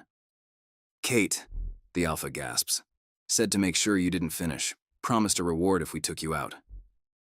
Ryder's blood turns to ice. Why would Kate... The words die in his throat. Of course. She doesn't want him here. A howl echoes behind them. Back up? No time. Ryder shifts and runs, lungs burning, wounds stinging. 30 seconds! Jensen's voice rings out. Ryder pushes harder. Another turn. A marker. 15 seconds. There. Sunlight ahead. 10, 9, 8. His lungs scream. His legs ache. But he won't fail. Not now. 4, 3. With one last burst of speed, he launches through the exit. 2. He lands panting in the clearing. Derek grins. Edmund sneers. Kate's face drains of color when she sees him. Good. Let her see what her handiwork looks like. Chapter 9. Kate's muscles ache from yesterday's race as she follows the guard down the familiar path. Second place wasn't bad, but Felix had been the real surprise. A bird shifter, she mutters. Just perfect. I stand to marry a teenage bird. Her thoughts darken at the memory of Ryder crossing the finish line seconds before disqualification. The look he'd given her, fresh and sharp, like a knife to the back. The meeting room doors loom ahead, and the moment she enters, Ryder's scent hits her. 7 contestants remain. Derek lounges near Ryder, Magnus takes up a corner, Felix perches, there's no other word for it, on a windowsill. Nathaniel, the dark-haired man with the scar, inclines his head in greeting just as Jensen arrives, flanked by Silas and Bianca. Blindfolds, Jensen announces. No peeking. Darkness swallows Kate's vision. The familiar disorientation of being led somewhere unsettles her, until a scent hits her. Old paper, leather, dust. Really swallows a gasp. The library stands exactly as she remembers. 3 stories of dark wood, spiraling wrought iron staircases, a domed glass ceiling. Jensen's voice cuts through murmurs. 3 keys are hidden here. Find them and you advance. Fail and you leave. You have until noon. Magnus frowns. Only one of us makes it? Felix sighs. 3 keys each, genius. Jensen nods, producing a parchment. In shadows deep where wisdom sleeps, find 3 keys to freedom's door. First in healing's ancient keep, second where dead tongues soar, third where stars align with lore. Can we interfere with each other? Edmund asks, eyes gleaming. Jensen turns away, leaving the question unanswered, which means yes. Kate should start searching, but for the first time in 6 years, she has free reign of her father's library. Normally, Silas's men would trail her, but right now... Her mind races. The healing section has to be on the 1st floor, Derek calls. Unless it's a trick, Edmund mutters. Kate barely hears them. 6 hours. The magic section is 10 minutes away. If she doesn't take this chance, 1 hour. She can spare 1 hour. Slipping between towering shelves, she weaves past history, biography, sciences. The magic section appears exactly as she remembers, a circular chamber tucked away like a guilty secret. Thousands of books stare back at her. Damn it, Silas, she mutters, scanning the spines. I'll figure you out, just wait. She pulls books at random, potions and their properties, a complete guide to curses. Nothing on mass enchantment. A compliance potion catches her eye, but it's temporary, only affecting those who drink it. Not nearly enough to explain how Silas has bewitched an entire pack for years. Then finally, a black tome with red binding, demonic arts and dark magics. Her hands shake as she opens it. Would make sense if he was a demon, she mutters. I sure hope you don't mean me. The book nearly slips from her hands. Ryder blocks the doorway. Kate scowls. Not everything is about you, Ryder. He snatches the tome from her. Isn't it? Then why did you try to get me kicked out? The blood on his fur yesterday. The 2 eliminated alphas. Silas's work, no doubt. Kate clenches her fists. So you're not even denying it? Ryder's scent turns bitter. She wants to smooth away that wounded look, to kiss him, to shake him. So now when people accuse me, you just believe them? The words tear from her throat. Why would they lie? Maybe because they want competitors to hate me enough to quit? His jaw tightens. So you didn't send them? She shakes her head. I can't believe you'd even ask me that. You know I'd never hurt you. But you did hurt me. Ryder's voice is quiet, but it cuts deeper than a shout. Kate turns away. This conversation is going nowhere. You're not solving the riddle here. Go. Ryder hesitates. Why are you here? His voice softens. For a moment, he looks at her like he used to. Like she matters. If only he could hear her. 6 years ago, she had chased after him after their fight. Found him drunk at a bar, barely coherent. And then Silas had appeared. Poor Ryder, he'd said, his smirk cruel. He's heartbroken over our betrothal. There is no betrothal, Kate had snapped. Everyone thinks we're a done deal, Kate. At some point, you'll be mine. Ryder understands that, so don't bother contradicting him when he sobers up. And then, Silas had placed a hand on Ryder's neck. Otherwise, I'll end him. Kate had gaped too long before finding words. As if you could take him. Perhaps not. But if he doesn't expect it? He trusts me, you know. He's been confiding in me all night. He thinks he's unworthy of you. Really wasn't that hard to convince him you thought the same. The next morning, Ryder had been gone. And Kate had let him go, because the alternative was worse. Now, in the dim library, that same helplessness crushes her chest. Tell me, Ryder insists. What are you looking for? What's going on with you? You wouldn't believe me if I told you. Try me. I have been trying. The words burst out of her, raw and desperate. I tried and it didn't work. You're not making any sense, Ryder complains. Kate feels like crying again. Please just go, she says. You're only wasting my time. And yours. Ryder's expression crumbles before his footsteps fade into silence, leaving Kate alone with her rage and the musty books. She takes in a breath. Time to read again. Her fingers tremble as she turns the pages of the demon tome, then freezes. Through careful pacts, certain humans have been known to harness demonic power for their own use. These individuals can access the demon's magic at will, for a price. Kate's breath catches. A pact. Is that what Silas had done? But if so, how to break demon magic? The clock's chime makes her jump. 9 already. She tears the relevant pages out, grabbing a few more from a second book. She'll have to study them later, somewhere safer. Now onto the riddle. What was the damn riddle?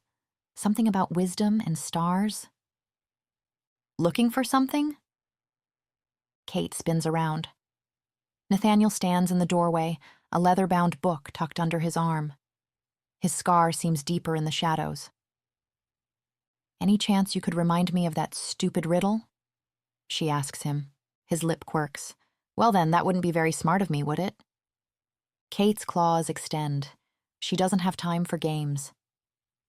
Nathaniel chuckles, holding up his hands. 3 keys, he says. First in healing's keep, second where dead tongues soar. The third where stars align, Kate finishes. And I happen to know where the first one will be. Nathaniel tells her.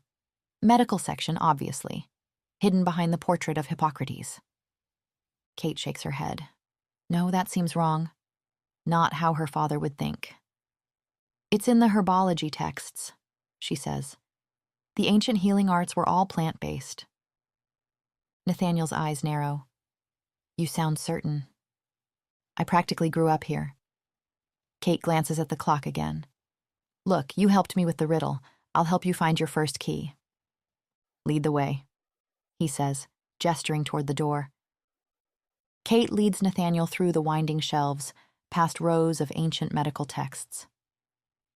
There, she whispers, pointing to a section where herbs hang dried between the pages of centuries-old books.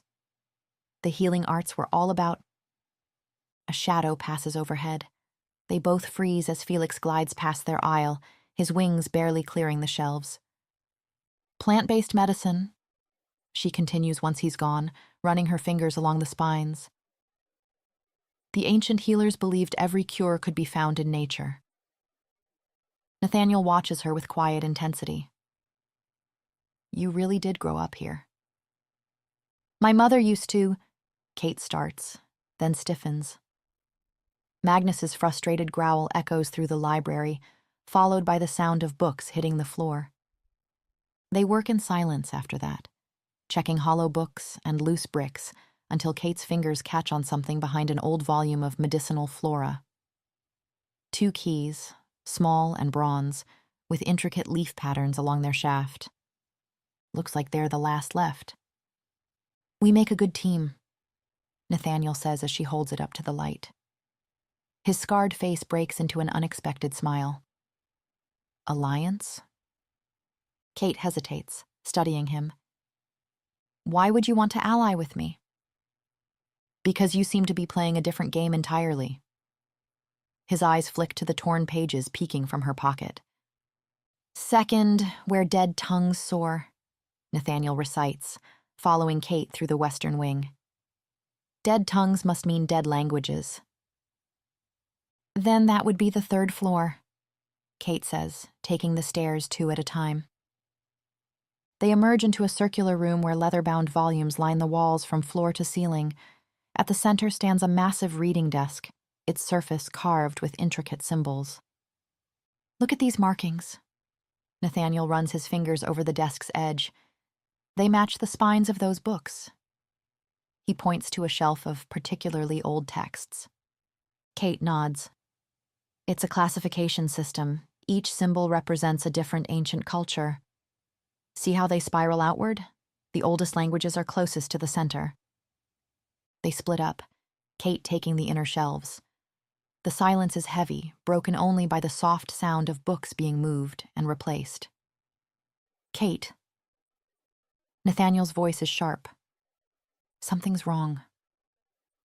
She turns to find him kneeling by a bottom shelf, examining scattered papers and fallen books. Kate moves to the section Nathaniel indicated, where books bound in scripts she doesn't recognize lie in disarray. Empty spaces gap between volumes like missing teeth. All the keys are gone. Impossible, Kate mutters, but then catches it, the scent of pine and rain. Her heart skips. Ryder. He's angry with me. He must have taken the keys. Nathaniel surveys the mess with a frown. We track them. Kate's already scanning the floor. They're headed up. They follow the scents up the spiraling staircase to the astronomy tower, where a glass dome crowns the ceiling and painted constellations glitter on dark walls. Derek lounges against a celestial globe, tossing a key between his hands with calculated nonchalance. Took you long enough. You're better than this, Nathaniel says, and there's history in his voice. Derek's laugh is hollow. Am I? It's just good strategy. You two had the last keys anyway. The others are probably already finishing. But Kate barely registers their exchange. She's locked eyes with Ryder, who stands by the window, backlit by morning sun. The hurt in his gaze is raw, unguarded. Is this because you think I'd try to get you eliminated? The words slip out before she can stop them. Number 1. He runs a hand through his hair, a gesture so achingly familiar it hurts. Just trying to help Derek win, nothing personal. Nothing personal? Kate repeats, her voice screeching. Look, we can settle this easily. Derek cuts in, his tactical mind clearly at work. We give you back your keys, but we get head start to the finish line. Kate takes in Ryder's expression, closed of and hurt. She can't tell him the truth, but perhaps she can work to earn back his trust. Fine, she decides, meeting his eyes. Deal. Surprise flickers across Ryder's face at her quick agreement, but there's no time. They descend together, an awkward quartet, just in time to see Magnus storming out the library's main doors. Derek goes first, then Ryder, who drops the keys behind him without looking back, though his hesitation speaks volumes. Kate and Nathaniel stand in the entrance hall, 3 keys each gleaming in their palms. The choice hangs heavy between them. Go, Nathaniel says quietly. I'm withdrawing. Kate stares at him. Why would you? Because winning means mating with you. A startled laugh escapes her. Am I that terrible? Number 1. His smile is gentle, knowing, but I won't mate with a woman who's clearly in love with another man. I'm not in love with Ryder, she says automatically. His eyes crinkle. I never mentioned his name. Heat floods her cheeks as the clock begins to chime. Go, he says, before time runs out. She runs, making it through the doors just as the final bell tolls. Chapter 10. Ryder paces the length of the waiting chamber, each step echoing off stone walls that feel closer with every pass. The massive oak doors ahead remain sealed, concealing whatever fresh hell Jensen has devised for the 5th trial. His wolf prowls restlessly beneath his skin, setting his nerves on edge. You know, Derek drawls, wearing a hole in the floor won't make those doors open any faster. Ryder grunts, not breaking stride. 4 contenders left, Derek continues, his voice carefully casual. Amongst which us. We've actually got a real shot at this now. He pauses, testing the waters. Assuming you're still committed to our arrangement. Of course I am. The response comes automatically, but something in Ryder's chest twinges. Good. The Winter Pack's resources could change everything for you. No more being looked down on by old blood. Ryder's jaw clenches. I know what's at stake. Do you? Derek's tone stays light, but there's steel underneath. Because lately you seem distracted. I'm focused, Ryder snaps. Though his mind spins with fragments of the past 2 trials, each memory cutting deeper than the last. Trial 3, 2 days ago, hadn't been that bad. They'd been thrown into an arena, the sand already stained with sweat and blood. The task had been simple. Fight and stay conscious until the bell. They'd circled each other like predators.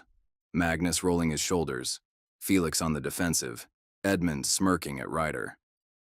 I've been waiting for this, Edmund had drawled. Time to put the half-breed in his place. Ryder's wolf had surged forward, answering with a low growl that vibrated through the sand. Really? Derek had cut in, unimpressed. Are we wasting energy fighting each other like idiots? They'd all turned to him. Think about it, Derek had continued. We only need to take out one person. Why not work together, finish this fast, then grab a drink? Edmund had sneered. Excellent point. I vote we take out the half-breed. Oh, for crying out loud, Kate had snapped. If anyone needs taking down, it's you. Magnus had hesitated. I don't know. The pureblood has a point. The pureblood, Kate had cut in, has spent this whole competition mocking us. Magnus, he called your shifting primitive yesterday. Magnus's head had snapped toward Edmund. And Felix, Kate had added. He said your family bought their way into pack hierarchy. Felix's usual cheer had vanished. Later, as healers dragged Edmund's unconscious form away, Ryder had caught Kate watching him with an unreadable expression. She'd defended him, and in the 2nd trial, she'd let him get away with taking her key. Why? He'd wanted to shake answers out of her, but instead, he'd walked away, her defense burning in his chest like whiskey. Then came trial 4. This artifact amplifies aggression, Jensen had said, placing a pulsing red crystal in the center of the circular room. Your task, do not shift for 6 hours. Good luck. For a second, Ryder had felt confident. Then the crystal had activated. It hit immediately, the maddening buzz under their skin, their wolves clawing to break free. The room had grown thick with tension, the air electric. Sweat had beaded on Kate's collarbone, drawing Ryder's gaze like a magnet. She'd stationed herself far from him, yet he felt every breath, every twitch. She kept biting her lower lip raw. His wolf had stirred, wanting to chase that hint of blood with his tongue. Keep it in your pants, lover boy, Derek had muttered, hands trembling with restraint. But Ryder had barely heard him. The crystal stripped away everything but instinct, and suddenly all he could think about was Kate. Then she'd met his eyes, pupils blown wide with the same desperate hunger. A soft sound, half growl, half whimper, escaped her throat, and his control had nearly snapped. Just say it, he'd demanded, stalking toward her. Whatever you're holding back, Kate.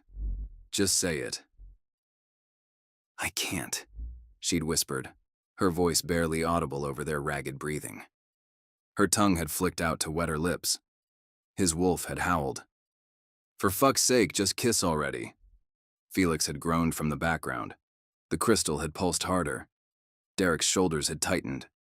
Magnus had started growling, his eyes flickering gold.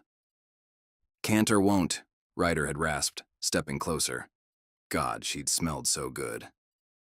Both. Her voice had cracked. She'd pressed her palms against her eyes, chest rising and falling too fast. God, I miss you so much it hurts. The confession had hit him like a blow. He'd stepped forward, the need to touch her overwhelming. Then a strangled gasp had shattered the moment. No, no, no, Felix had muttered, his usual composure fracturing. His form had flickered between human and bird. I can handle this. I can... Too late. With a screech that made them all wince, Felix had lost the battle. He'd taken panicked flight around the chamber, dive-bombing overhead. They'd all scrambled away as he whipped past, Ryder catching one last breath of Kate's scent. Wild, wanting, his. Before Jensen and Silas had burst in to restore order. Now, waiting for the 5th trial, Ryder's thoughts spiral. Every interaction with Kate leaves him more confused. She defends him one moment, runs the next, says she misses him, yet refuses to explain why she broke it off in the first place. The oak doors creak open. They're ready for you, Alpha Ryder, a guard announces. Derek's hand lands on Ryder's shoulder, grip just tight enough to feel like a warning. Remember what we discussed. Eyes on the prize. Ryder shrugs him off, striding toward the doors. The prize. Right. Except when he tries to picture victory, all he sees is Kate. The oak doors open to reveal a sunroom that seems plucked from a fairy tale. Morning light streams through arched windows, casting golden patterns across a delicate tea service. Ryder. He barely has time to register Bianca rising from the table before she's launching herself into his arms. It's so good to see you, she exclaims. Jensen clears his throat, attempting to look stern and official. The 5th trial will test your suitability as a mate. You must convince my daughter Bianca that you would be. He breaks off, his composure cracking. My boy, you've done so well for yourself. Did you hear about how he started his own pack, Bianca? Brilliant tactical thinking, just like I taught him. Daddy. Bianca's eye roll is audible. This is supposed to be my trial. Right. Jensen straightens, then immediately ruins it by clasping Ryder's shoulder. But he really is doing remarkably well, isn't he? Door, Bianca points firmly. Going. Jensen backs away, still beaming. Bianca shakes her head fondly before taking Ryder's hand and pulling him to the table. Sit. You look like you're about to face execution instead of having tea with your favorite sister. Ryder settles into the dainty chair. This is the trial? Mm-hmm. She pours tea with practiced grace. The goal is to convince me you're good enough for Kate. Though honestly, her eyes twinkle. You passed years ago. Scone? Wait. He frowns. Does Kate have to prove she's good enough for Kate? Bianca's expression turns serious. Actually, she has to prove she's better off mateless, though obviously she already passed. I'd never force her into anything she doesn't want. She brightens. You've been amazing in the trials, by the way. We're overjoyed you came home to compete. I didn't come back to compete, Bianca. Ryder shifts uncomfortably. I only came because of your letter. Because you asked me to. I was worried about you. Bianca takes his hand, her smile gentle.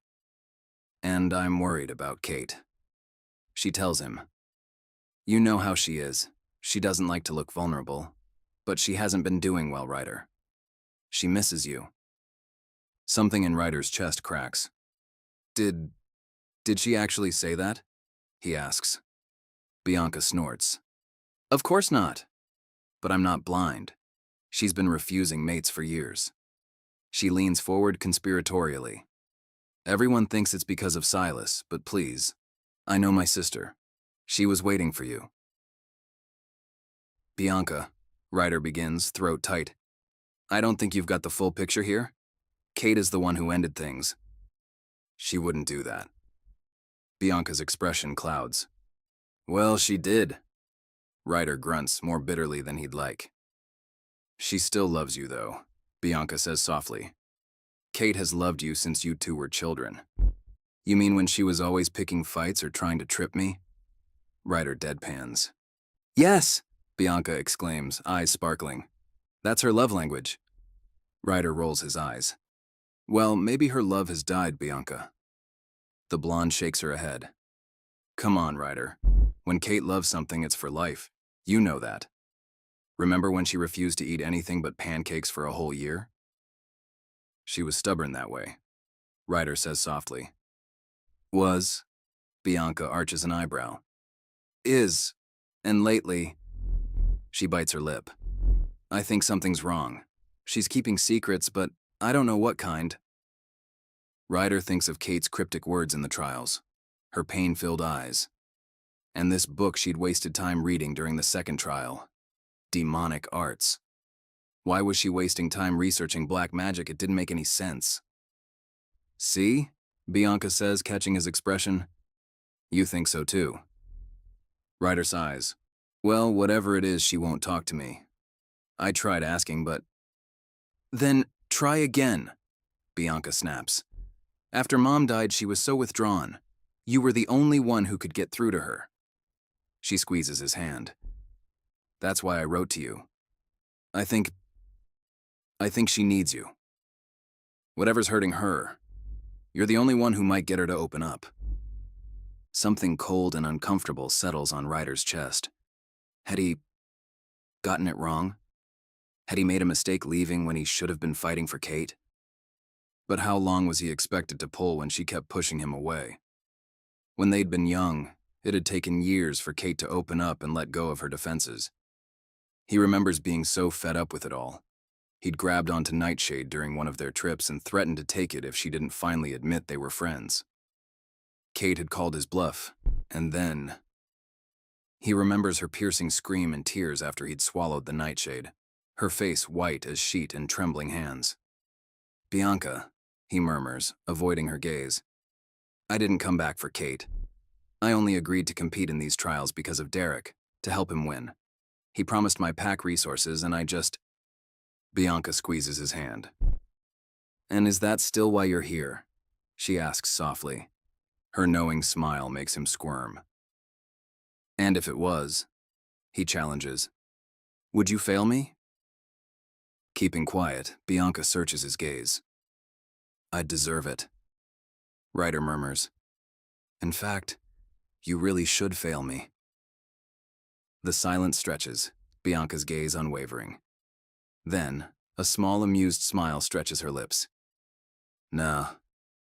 She waves dismissively. I'm failing Magnus. He came in here spouting nonsense about women being too emotional to run trials. Can you imagine him with Kate? She'd remove his favorite parts within a week. A startled laugh escapes Ryder. I'm rooting for you, Ryder. Her eyes soften. I can tell you make my sister happy. I hope you realize it too. Chapter 11. You're being ridiculous. Bianca's words echo in Kate's mind as she follows the guards down the torchlit corridor. Ryder came back for you. Why else would he be here? Kate's wolf paces restlessly beneath her skin, agitated by her sister's well-meaning but impossible suggestions. If only Bianca knew. If only Kate could tell her that, yes, of course she wants Ryder back so badly it physically hurts. But that having him means condemning Bianca to Silas. Her eyes drift to Ryder's broad shoulders ahead of her. Even now, after everything, just looking at him makes her chest ache. He still loves you, Bianca had insisted. Anyone with eyes can see it. Anyone with eyes clearly needs their vision checked. Kate's seen how Ryder looks at her now, cold, angry, betrayed. Get it together, she scolds herself. She has a pack to win, a sister to protect. She can't afford to moon over Ryder like some lovesick teenager, especially when he's made it clear he's only here to help Derek claim her territory. The guards stop before a set of heavy iron doors. Kate squares her shoulders, forcing thoughts of Ryder aside. Whatever this sixth trial brings, she needs to focus. She needs to win. Her father appears, expression unreadable, and Kate's wolf bristles.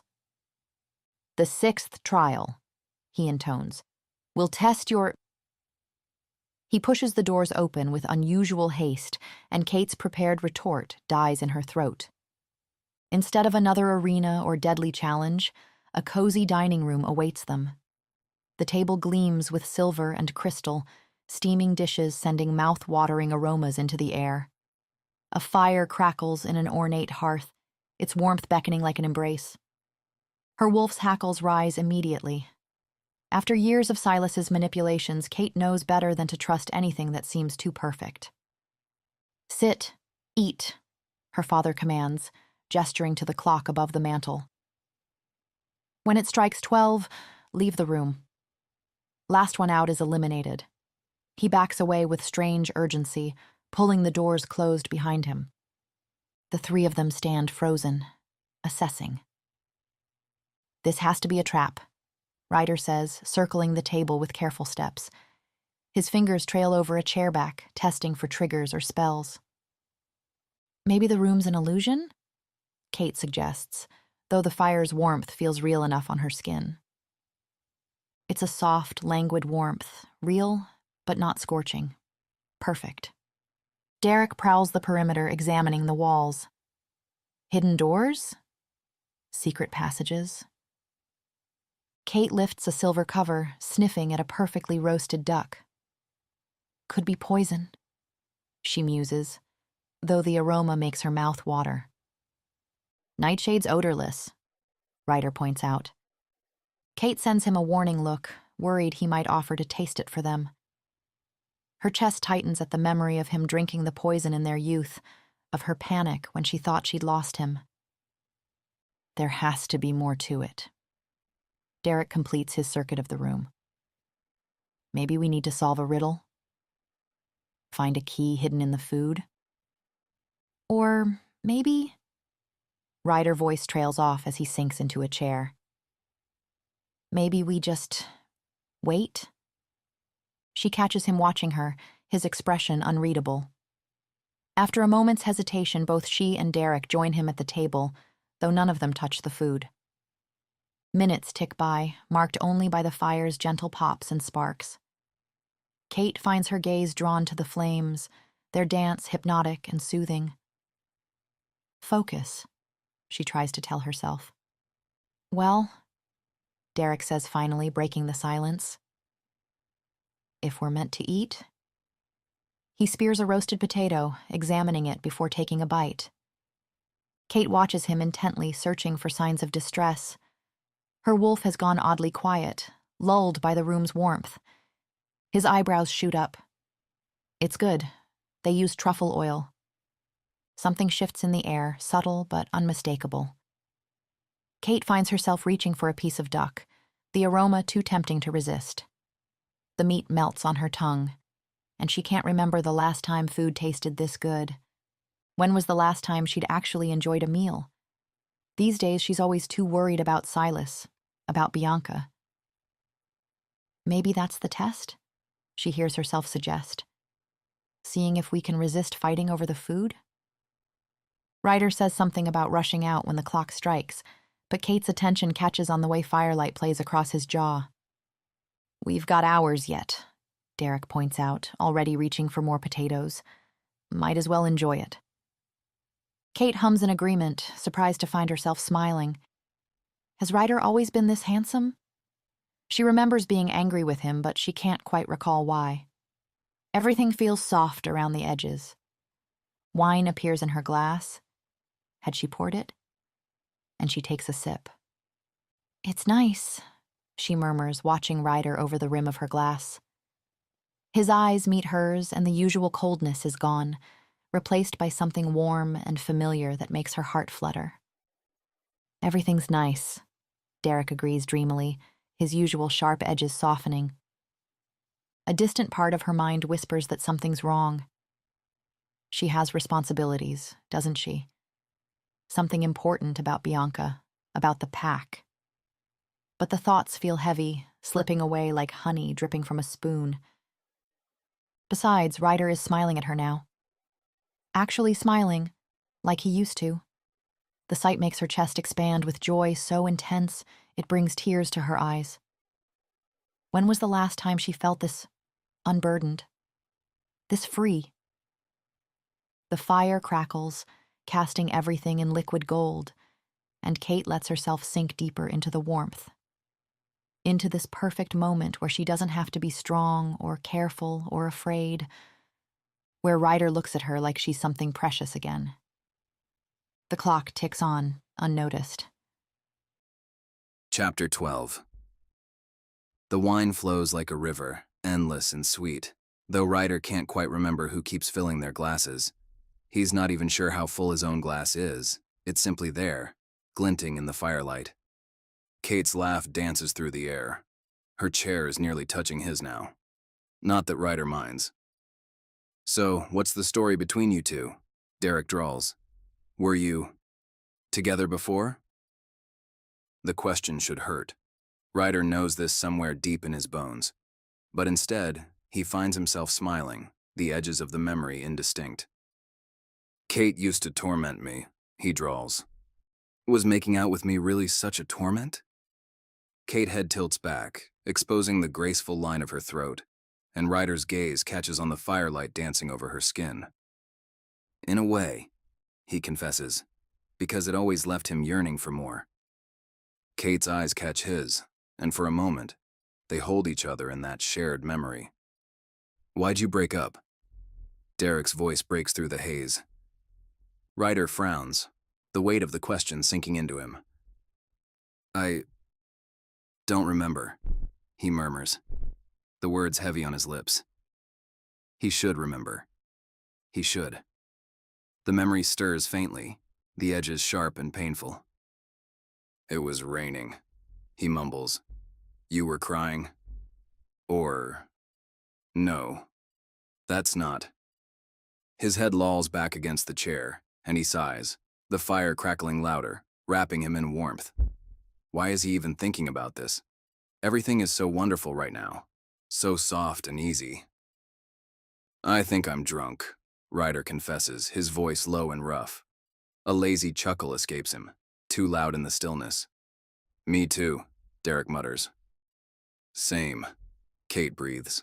The firelight turns everything golden, like the soft curve of Kate's smile or the gleam in her eye, the way her hand suddenly rests on his arm. Her touch sends ripples of heat across his skin, and Ryder closes his eyes briefly, savoring the spark. Do you remember that night in the tower? He slurs, the memory thick and slow in his mind. You told me you loved me. Kate's voice is a whisper. His eyes snap open. Come here, Ryder murmurs, his voice rougher now, deep and commanding. He pats his thigh, the gesture instinctual, primal. He needs her to obey, needs her closer. She moves like a dancer beneath water, graceful and hypnotic. When she finally settles on his lap, her warmth seeps into him, her weight fitting perfectly against him, and then she moves, and a sound escapes him, low and guttural, unbidden and unashamed. Somewhere, he hears Derek groan and shift, but the noise is distant, irrelevant. All that matters is Kate. Her hands are on his chest, and he feels his body respond instantly, a low heat curling in his stomach. Comfortable? He teases.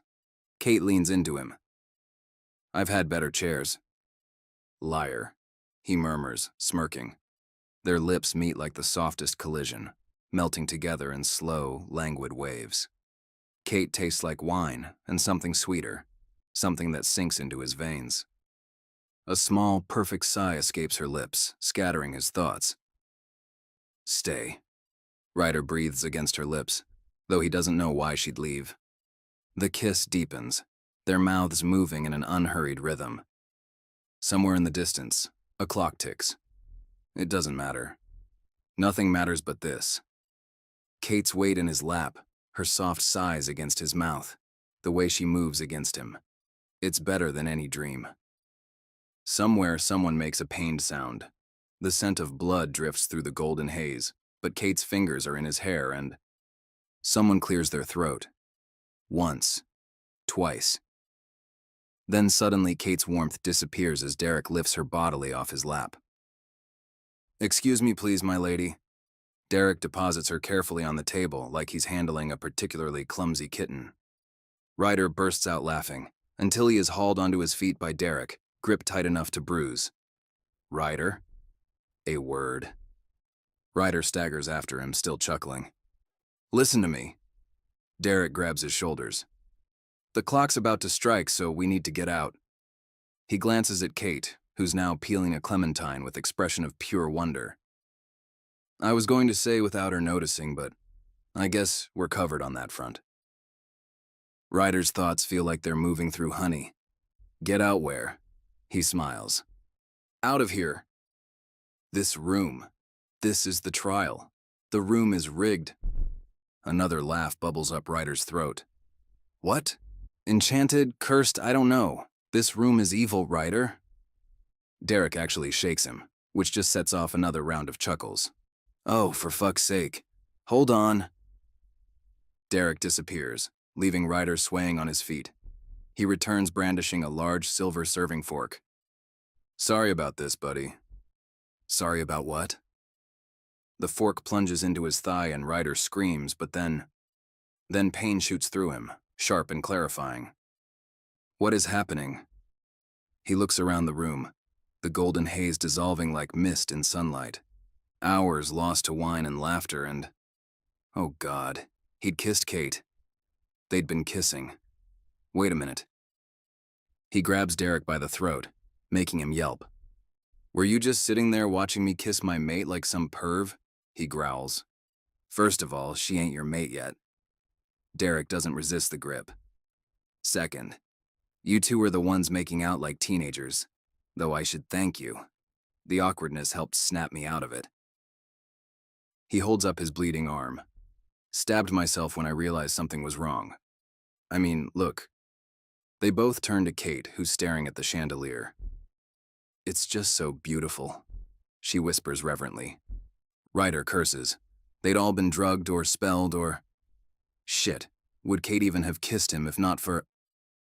The clock chimes again. That's our cue. Let's go. Derek tugs at Ryder's arm, but his gaze is fixed on Kate, who's humming softly to herself like she used to as a child. What about her? He asks. Her father will get her once we're out. Derek pulls harder. Come on. Something cold settles in Ryder's chest. If they leave now, if they take Kate's pack, the thought of forcing her to mate with Derek now makes him physically ill. I can't, he admits, lowering his head. Derek freezes. What? It's her pack, Ryder explains. She said from the start she doesn't want a mate, that she wants to lead alone. Are you serious? Derek's voice rises with disbelief. We've spent 10 days fighting through these trials and now you develop a conscience? Ryder shakes his head helplessly. It just doesn't feel right. Oh, come on. Derek's arms cross over his chest. Give me one good reason. What? Ryder asks. One good reason I should let her take my place. Go on. It's her pack, Ryder repeats weakly. Wrong. Derek shoves past him, lunging for the door. Ryder moves without thinking, catching him around the waist. They crash to the floor in a tangle of limbs and snarls. For fuck's sake, Derek, let it go! Ryder grunts as they roll across the carpet. You let it go. Derek lands a solid punch to his ribs. Just admit it. Say you still love her. The words hit harder than the punch. Ryder's guard drops for just a moment, but it's enough. Derek pins him, fist raised. It's her pack, Ryder says stubbornly, though the fight's gone out of him. I can't let you take it from her. And why not? Derek demands. Fine.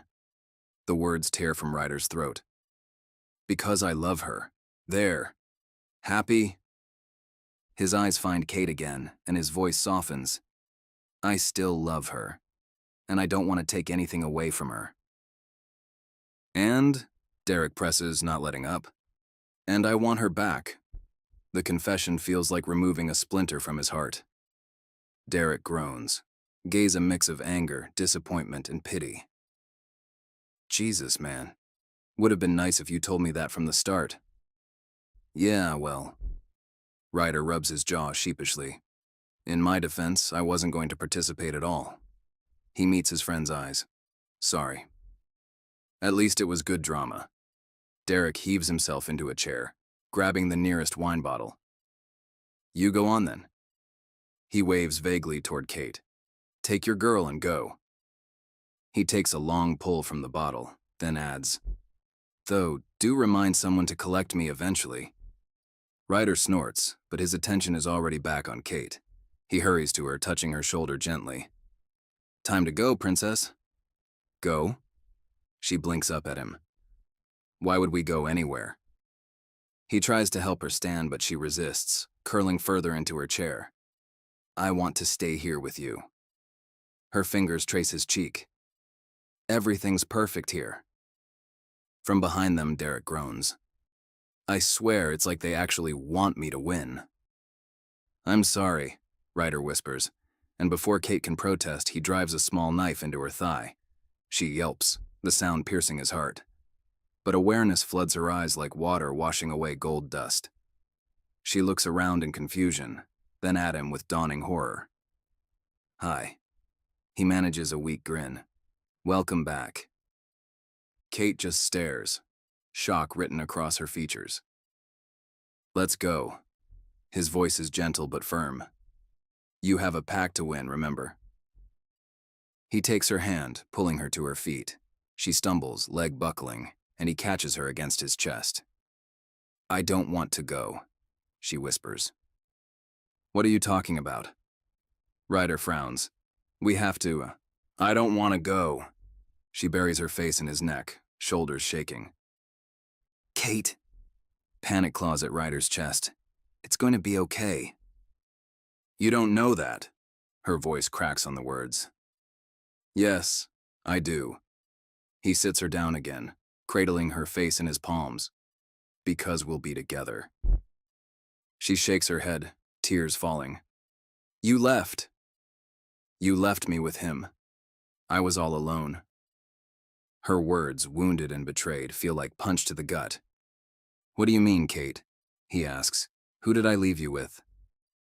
Her face contorts with frustration. And then, Kate screams. It's a wounded, guttural scream that bursts out of her like a dam.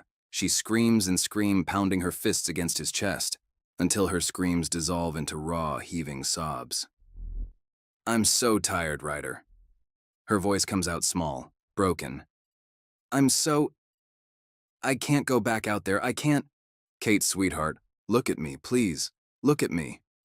He waits, rubbing her cheek until her tear-filled eyes meet his. I'm not leaving you alone again. Whatever's out there, we'll face it together. She just shakes her head. You don't mean that. I do mean it.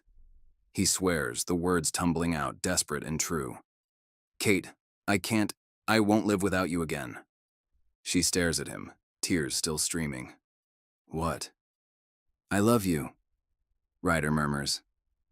I've never stopped loving you. I was a fool for leaving, for not fighting harder for you. His voice cracks. But I swear on my life, I'll never make that mistake again. I'll fight for you with everything I have. He cradles her face in his hands. Her eyes are wide and wet. I love you too. She whispers, so softly he almost misses it. His heart stops. Say it again. He breathes. A watery laugh escapes her. You know I don't like to repeat myself. Joy explodes in his chest. He kisses her, her forehead and cheekbones, tasting salt and sweetness, then her mouth again. You love me? He asks, laughing against her lips. Bro's so blind I don't know how he gets girls. Derek sighs from his chair. This snaps Ryder out of it. We need to go, he says. He lifts Kate into his arms, carrying her to the door. Go on. I'll be right behind you. Do you promise? She asks, uncertain. I promise I'll be here, darling. Trust me. She goes reluctantly. Ryder turns back to Derek, who's humming contentedly to himself, lost in the room's golden haze. I'm sorry, he says again, meaning it for more than just tonight. Then he follows Kate, determined to honor his promise to her. Chapter 13. Kate. Kate paces her chambers like a caged animal, the taste of Ryder's kiss still lingering on her lips. He loves her. The memory of his face in that enchanted room, open and vulnerable when he'd confessed. She presses her fingers to her lips, fighting back a smile even as anxiety claws at her throat. Because they're the only two left in the trials now. One of them will win tomorrow, and then what? If Ryder wins, she is screwed. He'd never understand why she needs to banish Silas. And even if she was to win, the second she'd take Ryder as her mate, Silas would have Bianca. Kate would somehow need to convince her father to hand over pack leadership immediately, and even if by some miracle he agreed, she'd be sharing authority with her mate. There's only one real option. She has to win the trials and wait to take control of the pack while still unmated. Only then can she banish Silas with no one to stop her. After that, beg for Ryder's forgiveness? God, the way he'd smiled at her earlier when she'd told him she loved him back. Like he couldn't quite believe it, just like he'd had trouble believing it when they were younger. My fault, she thinks bitterly. All those years I spent tormenting him instead of admitting how I felt. She can't lose him again, Kate decides. She'll talk to him. She'll convince him to forfeit, to let her have the pack, and to leave for a time, but only for a time, until they can truly be together. It's a terrible plan, but it's the only one she has. Glancing at the window, Kate grimaces. Getting to the guest wing won't be easy. Silas's guards are everywhere. But what's a little midnight parkour compared to losing Ryder forever? She slips out her window with practiced ease, bare feet finding familiar holds in the ancient stone. Moonlight bathes the grounds in silver, and Kate sticks to the shadows, timing her movements between guard rotations. The guest wing looms ahead, its windows dark except for one room where a guard dozes in his chair. Kate counts his breaths, waiting until they even out completely before darting past. Inside, she follows Ryder's scent through hushed corridors, the trail growing stronger with each step, leading her straight to his door. Her heart pounds as she eases it open. The room is awash in moonlight, and there, sprawled across silk sheets, one arm thrown carelessly above his head, is Ryder, features softened in sleep. Her wolf practically purrs at the sight. Mine, something primal in her whispers. His hair is tousled, falling across his forehead in that way that always made her fingers itch to brush it back. Ryder, she whispers, letting her hand trail down to cup his cheek. He doesn't stir. Smiling, she leans down to press a kiss to his forehead. Wake up, Ryder. Nothing, Not even a flutter of eyelashes. Her smile drops. Ryder? She squeezes his shoulder gently, then less gently. Ryder, come on. A soft sigh escapes his lips, but his features remain lax, and something cold settles in Kate's stomach. She shakes him harder. His head lolls to the side, utterly limp, but he sleeps on, beautiful and still as death. Panic claws up her throat. Ryder, please, wake up. She pats his cheeks, desperation building. It's no use, a voice whispers from the darkness. He won't hear you. The words seem to drop the temperature in the room by 10 degrees. Kate's spine stiffens as Silas materializes from the shadows. She places herself between him and Ryder's unconscious form, her wolf snarling beneath her skin. What did you do to him? Her mind races with possibilities, each worse than the last.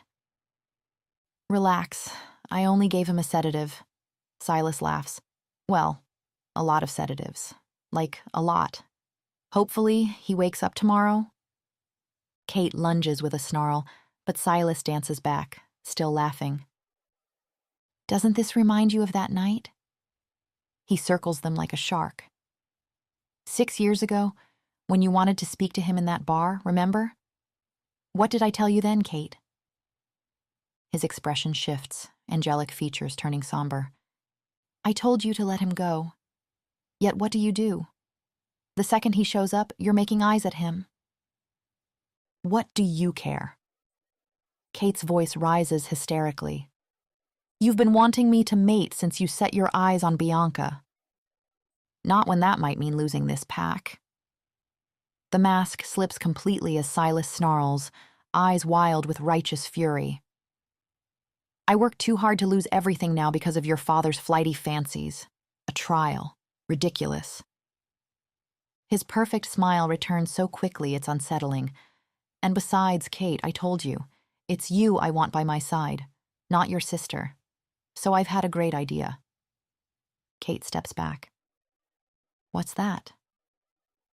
I'll be declaring my love for you tomorrow, before the last trial. His voice turns silky. Beg your father for a chance to prove myself and participate. You know he'll agree. For some reason, everyone always agrees with me. Haven't you noticed? He moves closer until she can feel his breath on her face. And don't you dare try to elope with your half-breed bastard. The words end in a roar as he shoves her aside to approach Ryder's helpless form. Kate lunges forward with a scream. Don't touch him! I warned you. Silas's snarl is all predator. I warned you to stay away or I'd end him. It wouldn't even be hard. He waves at Ryder's limp body like he's presenting evidence. His hand shoots out, wrapping around her throat. Tomorrow, I will compete for your hand and win, and you and I will be mates. Or believe me, Kate, I won't just kill Ryder. I'll kill Bianca and your father, and nobody will stop me. His grip tightens. Are we clear? Kate meets his manic gaze, refusing to flinch even as spots dance at the edges of her vision. I said, are we clear, Katrina? Yes. She spits the word like poison, her glare promising future violence. Good. He releases her and she sinks to her knees, gasping. His perfect smile is back in place as he straightens his jacket. I'll see you at the trials. Enjoy dear Ryder while you still can. He pauses at the door. Tomorrow he goes back to his pack and you never see him again. The door closes with a soft click that sounds like a death knell. Kate sinks to her knees beside Ryder's bed, her mind spinning in useless circles. Is this really it? After everything, will she have to mate with that monster? Let Ryder go? She takes his limp hand in hers, pressing it to her cheek. His skin is warm, alive, and she fights back a sob. If only she'd had more time to find some way to break Silas's curse. She'd do anything for some way to keep Ryder by her side. Rising on shaky legs, Kate moves toward the bathroom in a daze. Maybe if she could splash some water on his face.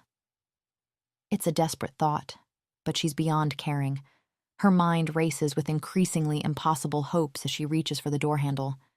The door swings open and Kate steps through, a space that's definitely not the bathroom. She's standing in what appears to be an ancient bookshop, though she could have sworn it was the middle of the night moments ago. Now the light of dawn streams through dusty windows. Ryder? Kate turns, but the bedroom has vanished. Through the shop's windows, she sees only an unfamiliar cobbled street, buildings that have no business existing on her father's estate. Towering shelves create a maze around her, books crammed into every available space from floor to ceiling. The air is thick with the scent of old paper and leather, but underneath lies something else. Something wrong. The sound of a gun cocking freezes her in place. "Don't move," a female voice commands from behind her, "or I'll blow your head off." Chapter 14. The gun's muzzle presses cold against Kate's temple, but it's the wild look in the human girl's eyes that makes her freeze. There's something unhinged in that gaze, like someone pushed too far past their limits. Then recognition flickers across the girl's face, followed by exhausted relief. "Oh, I thought you were Jill." "Who?" Kate asks carefully, noting how the gun hasn't lowered. Most shifters can shrug off bullets, but a well-placed shot to the head. "Never mind that." The girl's hands tremble slightly on the weapon. "Who are you?" There's something else, too, a darkness that seems to cling to the edges of the shop, making Kate's wolf bristle uneasily. "Katrina Winters." Kate keeps her voice steady, mind racing. "Look, I'm sorry for startling you. I don't know how I got here. I was just in my bathroom." The girl's shoulders sag, the gun finally lowering like it's become too heavy to hold. "Oh." Her voice cracks slightly, exhaustion and something like tears bleeding through. "You're a client. You're here to make a wish." Kate blinks, that unsettling darkness still prickling at her senses. "Well, now's not a good time." The girl sighs. "Come back. I don't know, next week? A month, ideally?" Kate frowns. The wrongness in the air here, the way shadows seem to writhe at the corners of her vision, it reminds her of a passages from the demon tome. How shifters tended to feel dark magic, recoil from it on instinct like they would poison. "Are you a demon?" she asks carefully. The girl startles. "No, I'm just Iris." Something defensive creeps into her stance. If she's not a demon, she's certainly aware of them. "All right, just Iris." Kate takes a cautious step forward. "But there is one here, isn't there?" "No." Iris's response comes too quick, too sharp. Kate's mind races back to the book. Demon pacts granted limitless power, and Iris had mentioned something about wishes. "Why did you assume I was a client?" Iris's gaze darts behind her. She's hiding something. Or someone. "You wouldn't have been transported here if you weren't a potential client," Iris explains, like the words are being dragged out of her. "If you didn't have a wish to make, magic brought me here?" "Yes." This time when Iris glances over her shoulder, Kate focuses her enhanced senses. Beyond the door at the back of the shop, she picks up labored breathing that sounds distinctly unwell. "Is there someone here with you?" "Go away." Iris steps back, placing herself between Kate and the door, and something in her protective stance strikes a chord. It's exactly how Kate stood between Silas and Ryder just minutes ago. Kate could walk away, should walk away. But that darkness seems to pulse around the back room like a heartbeat, and her wolf's instincts whisper that this, whatever this is, might be her only chance. She lunges past Iris, shouldering through the door. A man lies sprawled on a worn couch too small for his long legs, black veins spidering beneath his skin and spreading outward from his throat like poison. He seems unconscious, Sweat gleams on his forehead despite the room's chill. The darkness Kate sensed earlier coils around him. Her wolf whines, pressing against her skin in an instinctive attempt to get away from what can only be dark magic. "Is he the demon?" she asks as Iris bursts in behind her. "No!" Iris plants herself between Kate and the couch. "But he made a pact with one. He's a magician." So this man has unlimited powers? Kate's mind races with possibilities. "Yes," Iris admits. He uses it to grant wishes for a price. Granting wishes. Limitless power. Hope surges in Kate's chest. "Wake him. I need him." Iris looks at her like she's just suggested they juggle live grenades. "In case you didn't notice," she deadpans, "he's not really functioning right now." "What's wrong with him?" Kate asks, already planning what she'll wish for when they wake him. Iris whirls on her. "This is what happens when he breaks the rules. He's like this because he tried to help someone, like knowing him. He'll try to help you if he were to wake up." "Good." Kate steps forward. "How do we wake him?" "If he helps you in this state, he could die." The raw pain in Iris's voice actually makes Kate step back. "Look, if he doesn't help me, all of my friends could die too." Kate's fists clench at her sides. "My father, my sister, everyone I've ever loved, they could. Well, all the people I ever loved are already dead." Iris's voice cracks. "There's just him now. That's it. He's all I have left." The look she sends Kate is one of pure despair. "You're not waking him up," she says. "Over my dead body." Kate sighs, studying the man. She doesn't particularly care if someone who'd make a deal with demons lives or dies, but something in Iris's protective stance reminds her too much of herself. "All right." She pinches the bridge of her nose. "Well, if not him, do you know any other demon worshippers who could help me?" Iris rolls her eyes. "Adrian doesn't worship demons." "Who's Adrian?" A look of pure exasperation crosses Iris's face. "Oh, right." Kate glances at the unconscious man. "This guy." She begins to pace, hopes crumbling like sand through her fingers. Time is running out, and her one lead is lying there useless, while Silas probably already has plans in motion. Iris shuffles uncomfortably beside her. "Surely it can't be that bad," she asks. The words burst from Kate like a dam breaking. She tells Iris everything, about Silas's perfect mask, about everyone falling under his spell, about Ryder leaving and returning only to be threatened, about being utterly alone for 6 years while watching her sister fall deeper under his influence. "Wait." Iris frowns. "So this Silas guy can enchant everyone into he's the nice guy?" Kate nods miserably. "It wasn't always like this. I rejected his marriage proposal once, and then suddenly everyone thought he was perfect. Everyone except me." Something sparks in Iris's eyes. "That actually sounds like something Adrian would do. His magic always comes with a price." She studies Kate. "You must be that price." "What?" "Think about it. You rejected him, then suddenly everyone adores him? Sounds like he wished for everyone to love him, including you since you just rejected him."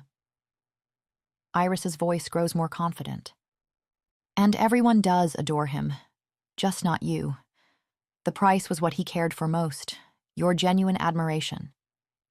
Kate's not entirely sure this makes sense, but Iris seems certain. "So how do I break the spell?" "Adrian couldn't annul a wish he made, though he might be able to grant you a wish around it." Iris grimaces. "But that would be breaking the rules. And making him sicker." Kate glances at Adrian's unconscious form. Iris closes her eyes, muttering to herself. Think. What would Adrian do?" "Are you sure we can't wake?" "No." Iris's glare could melt steel. Then she brightens. "Okay, Your Silas sounds like a manipulative asshole. Adrian doesn't like manipulative assholes. The guy who made a pact with an actual demon doesn't like manipulative assholes? Not helping. Iris huffs. He doesn't actually want to grant wishes, you know. He just has to, even when he's against it. So the last time a shady guy made a wish like this, he added a sort of insurance policy. Meaning? Meaning the magic is conditional, tied to Silas's existence. At Kate's blank look, Iris throws up her hands. Basically, you kill him and the curse lifts. Kate sighs. Kill him? If only it were that easy. Silas is paranoid, protected, surrounded by devoted followers. People get desperate when you dangle what they want most in front of them, Iris observes. Meaning? Meaning Silas wants you to adore him like everyone else, right? A calculating look enters Iris's eyes. If I were you, I'd use this.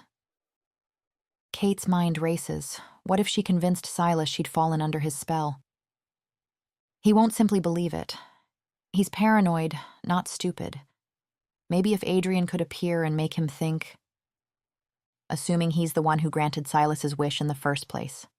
Iris interrupts defensively. Then she glances at Adrian and sighs. Though yeah, knowing him probably. Could you help? Kate asks. You're his assistant. I've never even seen Silas. My being there wouldn't mean anything to him. But Iris's expression turns thoughtful, then slightly wicked. Although, you have a better idea? Maybe. Iris takes a look at the couch. Adrian's going to absolutely hate it. He's going to be furious. So, that's a no? Iris's grin widens into something a little unhinged. Oh no, she says. I'm definitely in. Let's give this asshole a taste of his own medicine. Kate nods, though not entirely sure if the asshole she's talking about is Silas or the magician himself. Chapter 15. Dawn is still an hour away as Kate paces in the reception room, each step carrying the weight of what's to come. The last trial looms ahead, and with it, everything she stands to lose. You're going to have to be much calmer if you want this to work. A deep, masculine voice cuts through her thoughts. Kate turns to find what appears to be a tall, lean man, lounging in her reading chair with casual grace. The sight is jarring, knowing it's Iris behind those bright green eyes that seem to glow in the dim light. Shouldn't you go and hide? Kate whispers, still unnerved by the transformation. The charm around Iris's neck has worked its magic perfectly. Where the human girl had stood, now sits an elegant figure with sharp features and messy copper hair. Do his eyes actually shine like that? Kate can't help asking. The unnatural brightness makes her wolf uneasy. Yes. The solemn response comes in Adrian's voice, though the slight smirk is pure Iris. Isn't it strange to be in a man's body? Probably not as strange as turning into a wolf. Iris shrugs. Though, to be fair, I'm not actually in a man's body. To me, I feel the same. The charm just creates an illusion that tricks you into seeing Adrian instead of me. Right. Kate catches the sound of approaching footsteps. All right, he's on his way, just like we practiced. Good luck. Iris slips behind a marble column, the movement fluid and graceful in Adrian's form. Kate would worry about Silas catching Iris's scent, but the charm seems to mask that too. Even her enhanced senses can't detect a trace of the other woman. Most importantly, though, according to Iris, the charm would protect her from Adrian's magic itself, meaning Silas's curse wouldn't affect her. The door opens with a soft click that sounds like destiny. You called for me? Silas's perfect smile gleams in the shadows. You won't get away with this, Kate snarls, letting 6 years of hatred fuel her words. I'll never let you take the pack. Silas's perfect smile doesn't waver. You don't have a choice, darling. I'll fight you, every step, Her voice drops lower. I'll end my own life if I have to convince my father you're not worthy. That lands. Silas's mask slips for just a moment, fear flickering in his eyes. They both know a threat, like that could sway Jensen, curse or no curse. You wouldn't dare, he starts, but a new voice cuts through the tension. My, quite the predicament you found yourself in. Iris disguised as Adrian, emerges from the shadows with otherworldly grace. She waves a lazy hand and Kate pretends her body suddenly freezes into place, exactly as they'd practiced. You. Silas's snarl carries genuine hatred. Me. Iris's smirk fits Adrian's features perfectly as Silas waves a hand in front of Kate's unseeing eyes. Seems your wish isn't quite everything you hoped for. You tricked me, Silas growls. Did I? Iris affects an innocent tone that sounds dangerous in Adrian's voice. I told you there was a price, didn't I? Silas's perfect features contort with rage. Fix this. Well, Iris draws out the word like honey. There might be a way. Silas goes still. What do you mean? I could adjust the terms, make an exception, just this once. Iris examines Adrian's nails with careful nonchalance. For the right price, of course. 1 wish per person. You said those were the rules. Rules can be bent. Iris's green eyes gleam unnaturally. If one is properly motivated. Kate watches Silas consider this, hardly daring to breathe. According to Iris, the real Adrian couldn't have offered this, couldn't have lied. But Silas is already nodding, desperation winning over suspicion. Name your price, magician. Your firstborn child. Iris doesn't miss a beat. I find myself in need of a powerful shifter heir. Fine, Silas waves dismissively. I'll just have another. Now get it done. Kate's stomach turns at his casual cruelty, but she holds herself still as Iris snaps Adrian's long fingers. As you wish, she says. Showtime. Kate blinks rapidly, letting her eyes focus on Silas. What are you doing here? She asks, making sure to sound breathless and awed. Silas smirks. I had to see you before the trials, darling, he says, his perfect smile back in place. You did? Kate injects breathy wonder into her voice. Why? Because I'm going to compete for your hand, Kate, darling. She makes herself smile adoringly up at him, though her skin crawls. Really? She asks. You will? Silas preens, then waves at Iris. Leave us. Iris hurries toward the door, but Silas's voice stops her. Aren't you going to teleport out like usual? I used all my energy on that wish. Iris barely hesitates. Need to replenish it. My guards will show you to a guest room. Silas dismisses her, then turns back to Kate with hungry eyes. Now, precious, he purrs. Tell me how you feel about me. You're just so perfect, Kate gushes, channeling every simpering omega she's ever wanted to throttle. The way you walk into a room, it's like the air itself bows before you. Your smile could outshine the sun. Your eyes. She bats her lashes. They're like sapphires kissed by angels. Go on. Silas leans closer, practically vibrating with pleasure. The very mountains must envy your strength. Kate's wolf gags as she continues. Your voice is like honey dripped in gold. When you fight, it's like watching poetry in motion. More, he demands, eyes glazed with self-worship. Sometimes I catch myself counting your eyelashes because each one is a masterpiece. She's not even trying to make sense anymore. Your mere presence makes flowers bloom and birds sing, and his fingers grip her chin. Show me how much you want me. Kate gulps. Oh God, she's going to have to kiss him, doesn't she? Think of Ryder, she tells herself as Silas's mouth descends. But nothing could disguise this wrongness. Her stomach churns as his tongue forces its way into her mouth. She's about to shove him away, plan be damned, when a knock pierces the nightmare. Yes, she calls out, grateful for the interruption.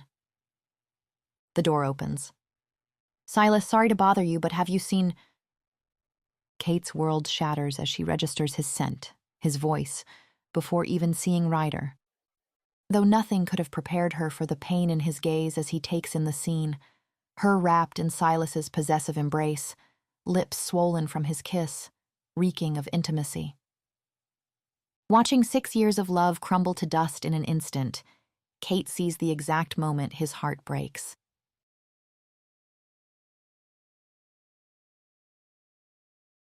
Chapter 16. Ryder. Consciousness returns to Ryder like swimming through honey, slow and thick. His limbs feel impossibly heavy, his eyelids resisting. Something nags at the edges of his foggy mind. A scent, familiar and beloved, tinged with distress. Kate. The thought pierces the haze. Had she been here? Her scent clings to his skin, too fresh to be imagined. But when he forces his eyes open, the room is empty. Flashes of memory surface, her voice calling his name, fingers brushing his cheek, the sharp edge of fear in her scent. But that can't be right.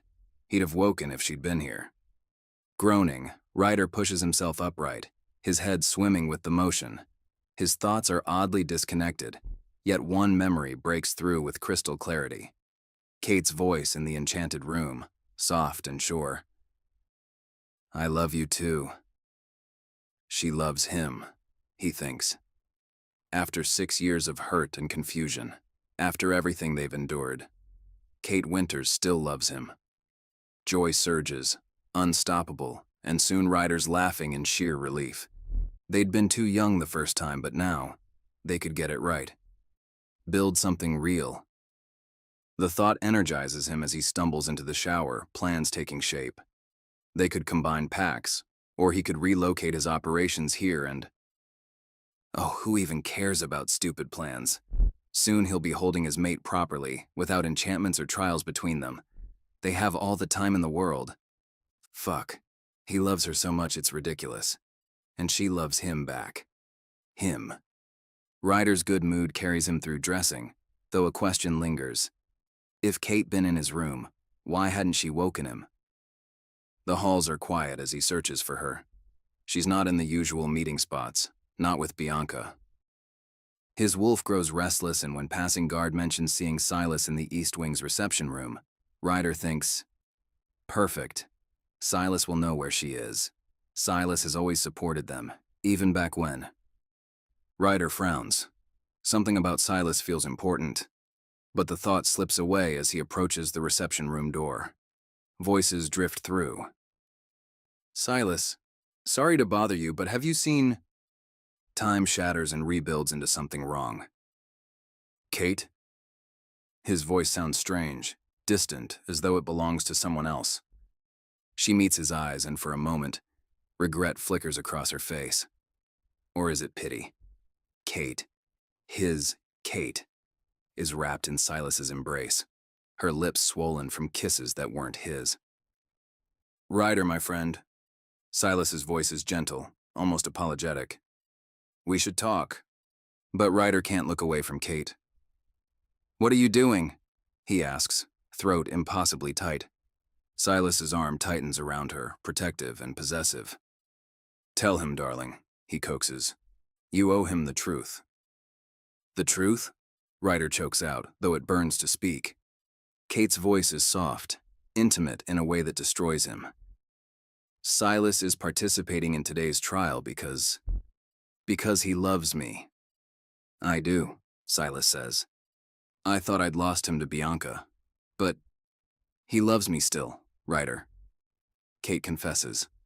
And I love him too. I can't deny what's between us.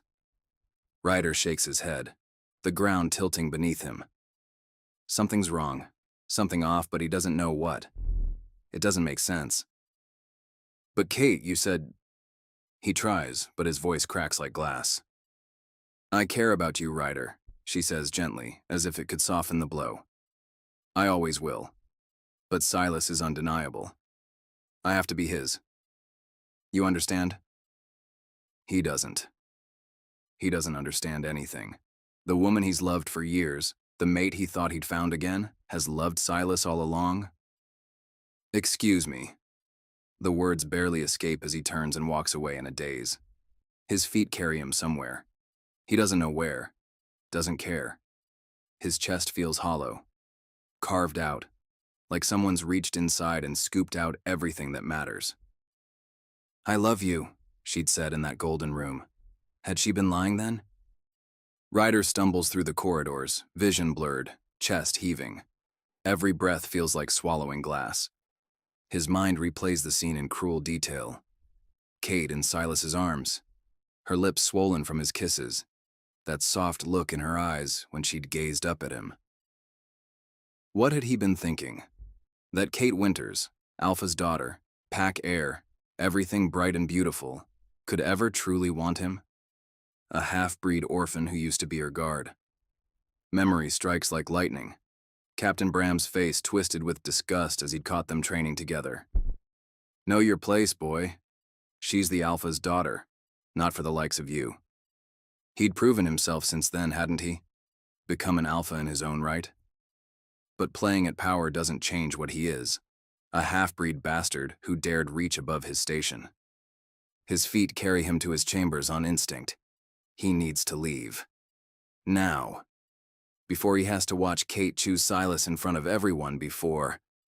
There you are. Derek's voice cuts through his spiral. Trials start in 20 minutes. Get your... He stops short, taking in Ryder's face. What are you doing? Ryder doesn't answer, yanking clothes from drawers with trembling hands. He can't stay here. Can't breathe here. Are you... packing? Derek's voice rises with disbelief. Leaving? After I gave up my spot for you? I think not. Not now, Derek. The growl tears from Ryder's throat as he tries to push past. Derek plants himself in the doorway, unmovable as stone. What happened? Yesterday it was all sunshine and rainbows with your girl, and now you just... She's not my girl. The words explode from him, raw and bleeding. She loves another. Now get out of my way. That doesn't make sense. Derek's frown deepens. She was literally confessing her feelings for you just yesterday, with hearts in her eyes. I saw it. Yeah, well... Ryder's laugh comes out jagged. That was probably just the enchanted room talking because Kate loves Silas. Silas again? Derek throws up his hands. What is it with everyone and that guy? He's the ideal heir. Ryder's voice drops to something hollow. Unlike me. Oh, come on. Where's all that confidence and charm from when you were swearing your eternal love? In pieces. The words taste like ash. Along with my heart. He moves to leave, but Derek's next words freeze him in place. What if it's a test? He asks, serious. Ryder's shoulders tense. Don't be ridiculous. But what if it is? Derek presses. You swore you'd fight for her, Ryder, and right now it's looking like you're running away. Something snaps inside him. Ryder whirls, fangs lengthening with his fury. The love of my life just told me she's in love with another, he roars. So if you'll excuse me, I think I'm allowed. And I'm telling you, what if Kate's lying? I taught her how to play poker. Ryder snarls. I know when Kate lies. She has a tell, He stops breathing. The memory hits like a physical blow. Kate, young and frustrated, determined to beat him at cards, but never quite managing. She always hated when Ryder could do something she couldn't. Anything you can do, I can do better, she'd claim, nose in the air. Well, she hadn't managed to beat him at cards and she made him pay for it. Sourly. Years later, she'd been naked in his arms as Ryder confessed how he'd always known when she was bluffing, the way her fingers would twitch at her sides, like she wanted to snap them. You've gone awfully silent, Derek observes. Shut up. Ryder's mind races, replaying the scene in the reception room. He'd been so caught in the pain of seeing her with Silas, he hadn't. Her fingers were twitching, he whispers. What? When she told me she loved him? Hope blooms in his chest, fragile as glass. Her fingers were twitching. I feel like twitchy fingers are important. Derek's lips purse. But I've got to say, I'm not quite sure why. It's her tell. The words burst from him. She was lying. Oh. Derek nods sagely. Well, of course she was. I keep telling you. I've got to get to those trials. Ryder grabs Derek's shoulders, his heart thundering. That you do. They break into a run, tearing through the corridors toward the main hall. Ryder's mind spins with possibilities, hope warring with doubt with every step. What if he's seeing what he wants to see, fooling himself into more heartbreak? If Kate doesn't love Silas, why kiss him? One way or another, he has to know the truth. Chapter 17. Kate. Kate's legs feel like lead as Silas guides her through the corridors toward the main hall, his grip on her arm a steel trap disguised as affection. Her wolf lies curled in a tight ball of misery inside her chest, whimpering at the memory of Ryder's face when he'd seen them. She'd planned for him to see her with Silas, of course, had known it would hurt him. That was the point, wasn't it? But not like this. Not with Silas's taste still bitter on her lips, not with her skin crawling from his touch. She hadn't been ready for the raw devastation in Ryder's eyes, the way his entire world seemed to shatter in that moment. What have I done? You're awfully quiet, darling. Silas's perfect smile carries an edge of warning. Aren't you excited? After all these years, we'll finally be together. Of course, she manages, though the words taste like poison. Her wolf thrashes against her ribcage, desperate to run after Ryder, to explain, to fix what she's broken. But she can't. She'd known this would hurt him, had counted on it even. But she'd thought she'd be able to do so in a controlled environment, one in which she could have made him understand. What a fool she'd been. What kind of monster was she to deliberately wound the man she loves? I can't wait until your father hears we're together. Silas practically vibrates with triumph as he pulls her along. How long do you think until he hands over control of the pack completely? Soon, I hope. The words come out weak, automatic, as her mind spins with panic. She needs Ryder there for the trials, not just there. She needs him present, alert, watching. Her entire plan hinges on it. But after what he just saw, her chest aches at the thought of him leaving, of facing Silas alone. Could she even face Silas alone? The thought sends ice through her veins. She'd been so sure of herself last night, so certain of her path forward. Now, watching Silas preen with victory, all that certainty crumbles to ash. Her wolf whines, pressing against her consciousness with images of Ryder, young and earnest, teaching her to play poker. Older and beautiful, looking at her like she hung the moon. And now she might have lost him forever.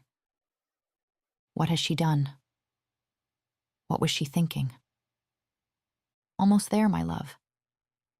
Silas's voice drips honey and lies. Ready to start our future? Kate's heart pounds against her ribs like a caged thing. She's not ready. She's not strong enough. She can't do this without Ryder. She can't. They round the corner to the main hall, and all hope dies in her chest. The great hall buzzes with anticipation, packed with faces both familiar and foreign. Her father stands proud on the dais, Bianca radiant beside him. The eliminated alphas line the walls like living trophies, their gazes heavy with judgment. Even Iris is there, still wearing Adrian's form like a cloak, blending into the shadows at the back. She should feel relief at seeing her only ally, but Kate can't feel anything past the gaping wound in her chest. One face is conspicuously absent. The knowledge that she's driven him away makes her wolf keen. Silas? Kate? Jensen's voice carries clear confusion as they approach, his eyes dropping to their linked arms. Alpha Jensen. Silas's voice rings with theatrical joy as he lifts Kate's hand. We, your daughter and I, come with the most joyful news. Is that so? Jensen leans forward, curiosity plain on his features. Silas's perfect smile widens as he turns to address the crowd. Kate and I are to be mates, Alpha. His voice booms through the hall. With your blessing, of course. The silence that follows is deafening. Kate watches shock ripple through the assembly like a wave, feels the weight of every stare. Her father's expression flickers between stupor and confusion. What? Jensen's gaze darts between them. But Silas, what about... He glances at Bianca, who stands frozen on the dais. Ah, yes. Silas's tone drips false regret. Sweet Bianca is delightful. But Kate... His grip on Kate's hand tightens painfully. Kate knows her place now. She's learned to submit, to recognize true power, and as Alpha, I'll need a mate who understands hierarchy. Kate's stomach turns as the crowd sighs dreamily. Through the curse's lens, his cruel words must sound like poetry. Beautiful, Jensen whispers, actual tears in his eyes. My boy, I had no idea you felt so passionately about my Katie cat. And you, Kate? Her father's voice is gentle. You feel the same? Kate meets Bianca's tearful gaze, her heart shattering anew. Yes, she forces out, the word like glass in her throat. Jensen nods slowly, turning to address the crowd. Nevertheless, I gave my word. Whoever wins the trials shall be Kate's mate. Have my pack. But the trials are already won. Silas interrupts smoothly. By Kate. She wins by forfeit since Ryder is... Ryder is what? The voice cuts through the hall like a blade, and Kate's heart stops. The crowd parts like water as Ryder strides forward, Derek at his shoulder, green-gold eyes blazing with defiance. Power rolls off him in waves, and Kate's knees nearly buckle with relief. When his gaze meets hers, she can't stop the tears that spring to her eyes. He came back. He came back for her. I believe, Ryder says, his voice carrying effortlessly through the hall, that we have one last trial left to fulfill. Jensen nods through conflict clouds his features. But Alpha... Silas's arm wraps around Kate like a python. Kate and I are in love. Surely you must understand we cannot have Ryder try and separate a much better suited match. You wish to compete for my hand in the trials, darling? Kate interrupts, injecting breathless wonder into her voice. That is the most romantic thing I've ever heard. Shock flickers across Silas's perfect features, but already she sees his curse working. The crowd sighs dreamily, clearly imagining the nobility of such a gesture. Oh, Father. Kate turns to Jensen, letting desperate hope color her tone. Surely you must allow it. It would only seem fair. Iris's voice rings from the crowd. I mean, everyone else went through all the other trials. Let Silas do this one. Jensen hesitates, clearly torn. I suppose... if it is what you want, Kate. He turns to address the assembled wolves, officially announcing Silas's participation alongside Kate and Ryder. Kate beams up at Silas, pressing close. She needs him confident, needs him to agree. Everything depends on it. Well, that and Ryder's cooperation.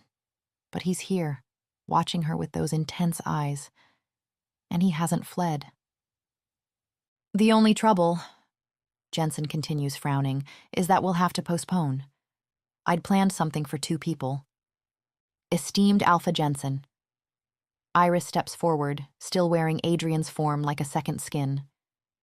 Kate watches Silas's eyes widen at the sight of who he believes is his pet magician, then relax at Iris's calculated wink. May I suggest the perfect trial to determine who would be the next alpha? And who are you? Jensen's brow furrows. Adrian is a friend of mine, Alpha. Silas cuts in smoothly. He is a powerful magician whose wisdom has been infinitely precious to me over the years. You can trust him to come up with...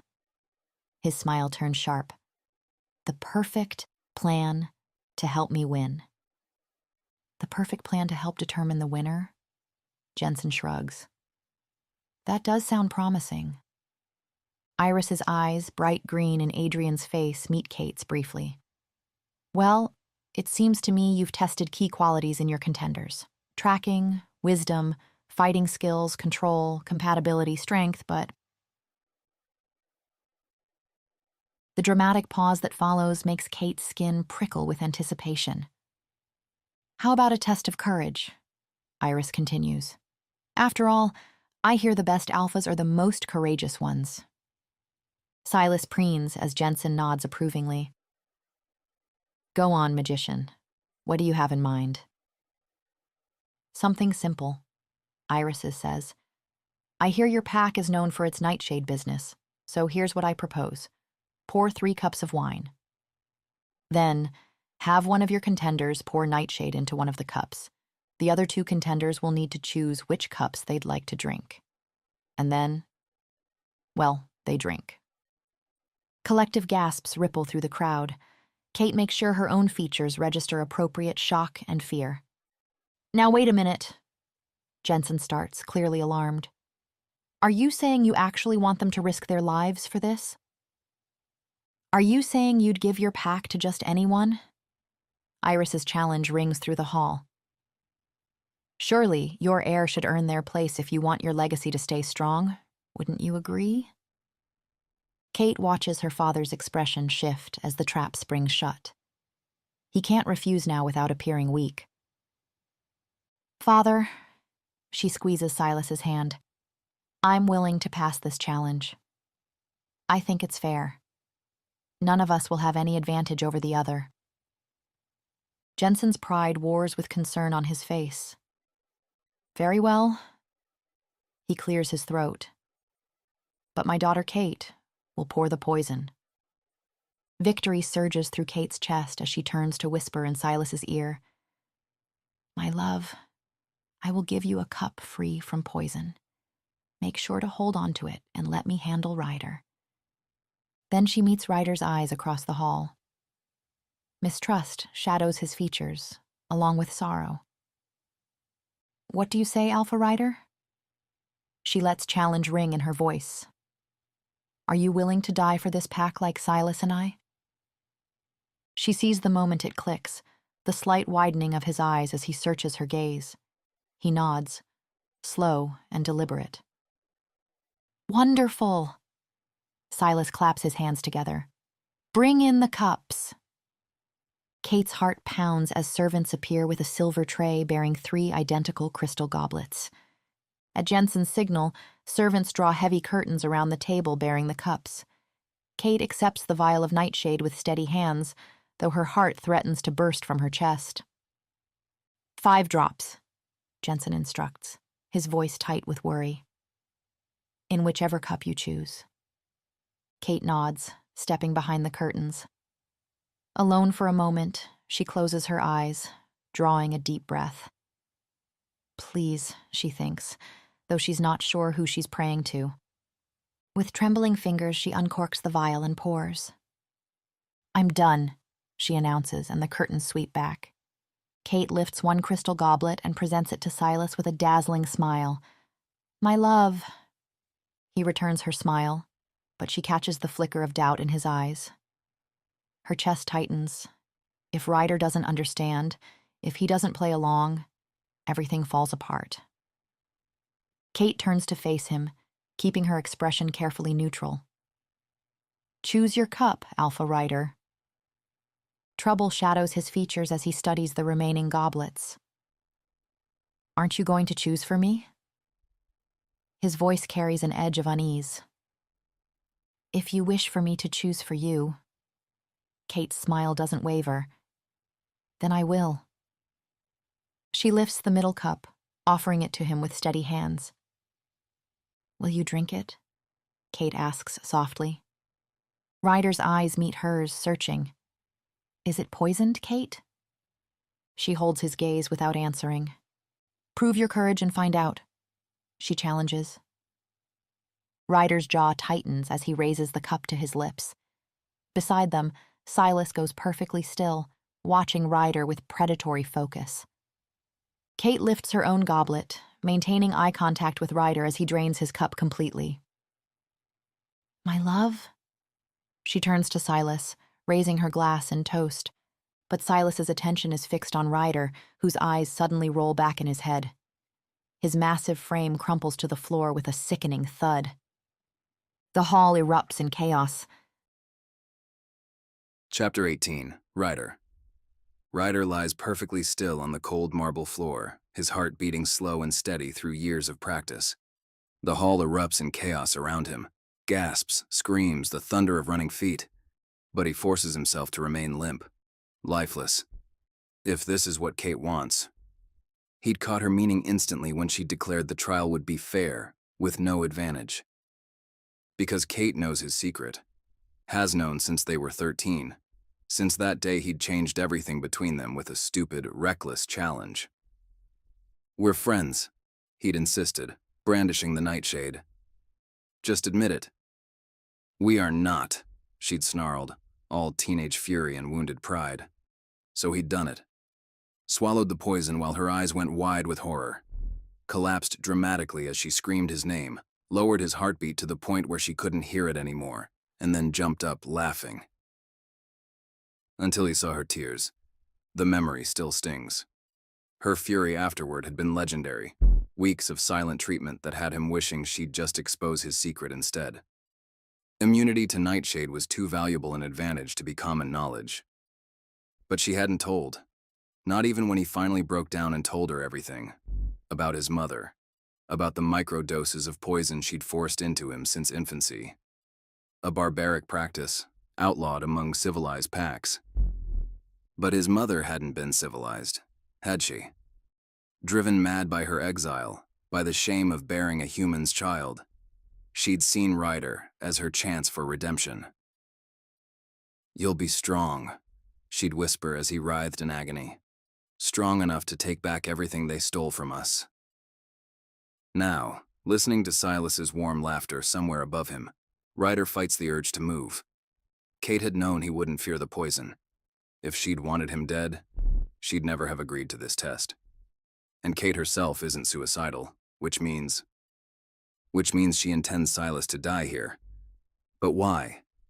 Everyone adores Silas. Even Ryder's own memories of his old friend feel warm. Kate's words from the enchanted room echo in his mind. "You left me alone with him." Had she meant Silas? But that's impossible. More laughter rings out above him, and Ryder's wolf bristles at the sound. Should he jump up now and demand answers? But Kate had wanted him to deceive them all. Kate, who'd kept his secret all these years, who shows all the signs of lying when she declares her love for Silas. "What if it's a test?" Derek had said. And so Ryder keeps still. The hall erupts in chaos around him, gasps, screams, the thunder of running feet. But he forces himself to remain limp, lifeless. "My love." Silas's voice drips honey and pride. "Let me prove my courage to you and our pack." Kate's laughter rings out, bright and clear. The crowd murmurs, questioning. Then silence drops like a stone. A choked gasp breaks the quiet. Ryder's eyes snap open as Silas crashes to his knees, face ashen, clawing at his throat. The hall erupts in chaos as Ryder sits up, drawing shocked cries from the assembled wolves. Kate's eyes find his, brimming with tears of relief and love. What the fuck is going on? Derek grabs fistfuls of his own hair, staring between Ryder and Silas's writhing form. "How?" Blood bubbles at Silas's lips. The words trigger something in Ryder's mind. A splitting headache as reality seems to shift. The dying man before him no longer appears heartbroken and betrayed. Instead, Ryder sees a seething coward, eyes burning with manic hatred. He blinks hard, confused. The pain in his head intensifies as memories begin to twist, reform, reveal their true shape. Suddenly he sees Silas sneering insults at him, openly threatening them before trials. Kate's fearful eyes as Silas loomed over her. Silas chokes, and another memory crashes through. Kate in the rain, tears streaming down her face as she explains how Silas had demanded her hand twice, how she'd refused him, but how everyone had suddenly started acting like she would marry him despite her protests. "Ryder," she'd asked, concerned, "why are you looking at me like this? What's wrong?" You're going to be Silas's mate?" he hears himself asks, feeling his heart being crushed by both the memory and the realization that none of it had been real. That Kate had never, not once, said she would mate with Silas. "What are you talking about?" He remembers now, her face twisting in shock and fear, the raw anguish in her eyes. "I'd never mate with him. I love you." "What about us, Kate?" Past Ryder says, and it's too much. He can't listen to this anymore. He can't bear the thought of what it all means, of what he'd done. And yet, he hears it all anyway. Horror bubbling up to the surface as his brain rearranges itself. He hears and sees through years of lies and crumbling illusions, endless twisted memories only now shattering under the weight of the truth. And through it all, through all the horror of Silas' lies, threats, manipulations, and misdeeds, there is Kate, devastated, calling after him. "Ryder, don't go. Where are you going? Please, come back. I love you, Ryder." He snaps his gaze open just as Silas, choking on his last breath, meets Kate's eyes. "All the cups were poisoned." Kate snarls, kicks him hard in the chest. "Now die, you piece of trash." Silas's eyes roll back. He's stopped breathing. Around them, the crowd stares in mounting horror as their enchanted memories shatter. "Silas had us all fooled," someone begins to scream. "Kate saved us," adds another. More screams. More horrified gasps as the pack's collective memory returns. The truth doesn't set you free, Ryder thinks. The truth hurts. "Oh shit." Derek points at the corpse. "Guy was a downright psychopath." Bianca collapses in tears while Jensen stands frozen in shock. Kate turns to Ryder, and there's blood trickling from her lips. "Kate," Ryder whispers. Her eyes close and she falls. A scream tears from his throat and he lunges forward, catching her before she hits the ground. No, Kate, look at me." But her skin is already turning gray, her hands going limp. "Kate!" Ryder exclaims, despair cloying his heart. Ryder clutches Kate to his chest. Her skin grows colder with each passing second, and 6 years of twisted memories hammer at his mind. Kate, in the rain, begging him not to leave. Kate's voice, cracking with desperation. How blind had he been? How completely had he failed her? While he'd been nursing his wounded pride over an imagined betrayal, he'd abandoned her to a monster's games. Every accusation he'd thrown at her, every moment he'd blamed her for choosing Silas. All lies. She'd never betrayed him. She'd never ended things. Instead, he'd betrayed her, leaving her alone to fight this battle. "You!" Jensen's roar cuts through Ryder's spiral of self-loathing. The Alpha's finger stabbing toward the magician, fury and grief warring in his eyes. "It was you who helped him. You who thought of this trial." "Okay, hold on." The magician holds up his hands. "First of all, I'm not Silas's friend. This was all Kate's idea." "My daughter is dying." Raw anguish bleeds into Jensen's voice.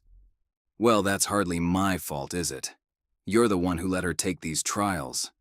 The magician's pout, a pout that seems oddly out of place on his face. "Silas said you were a powerful magician." Derek cuts in, eyes narrowing.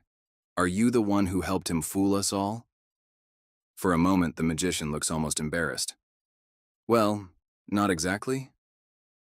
Jensen's eyes flash alpha gold, promising violence, and the magician squeaks.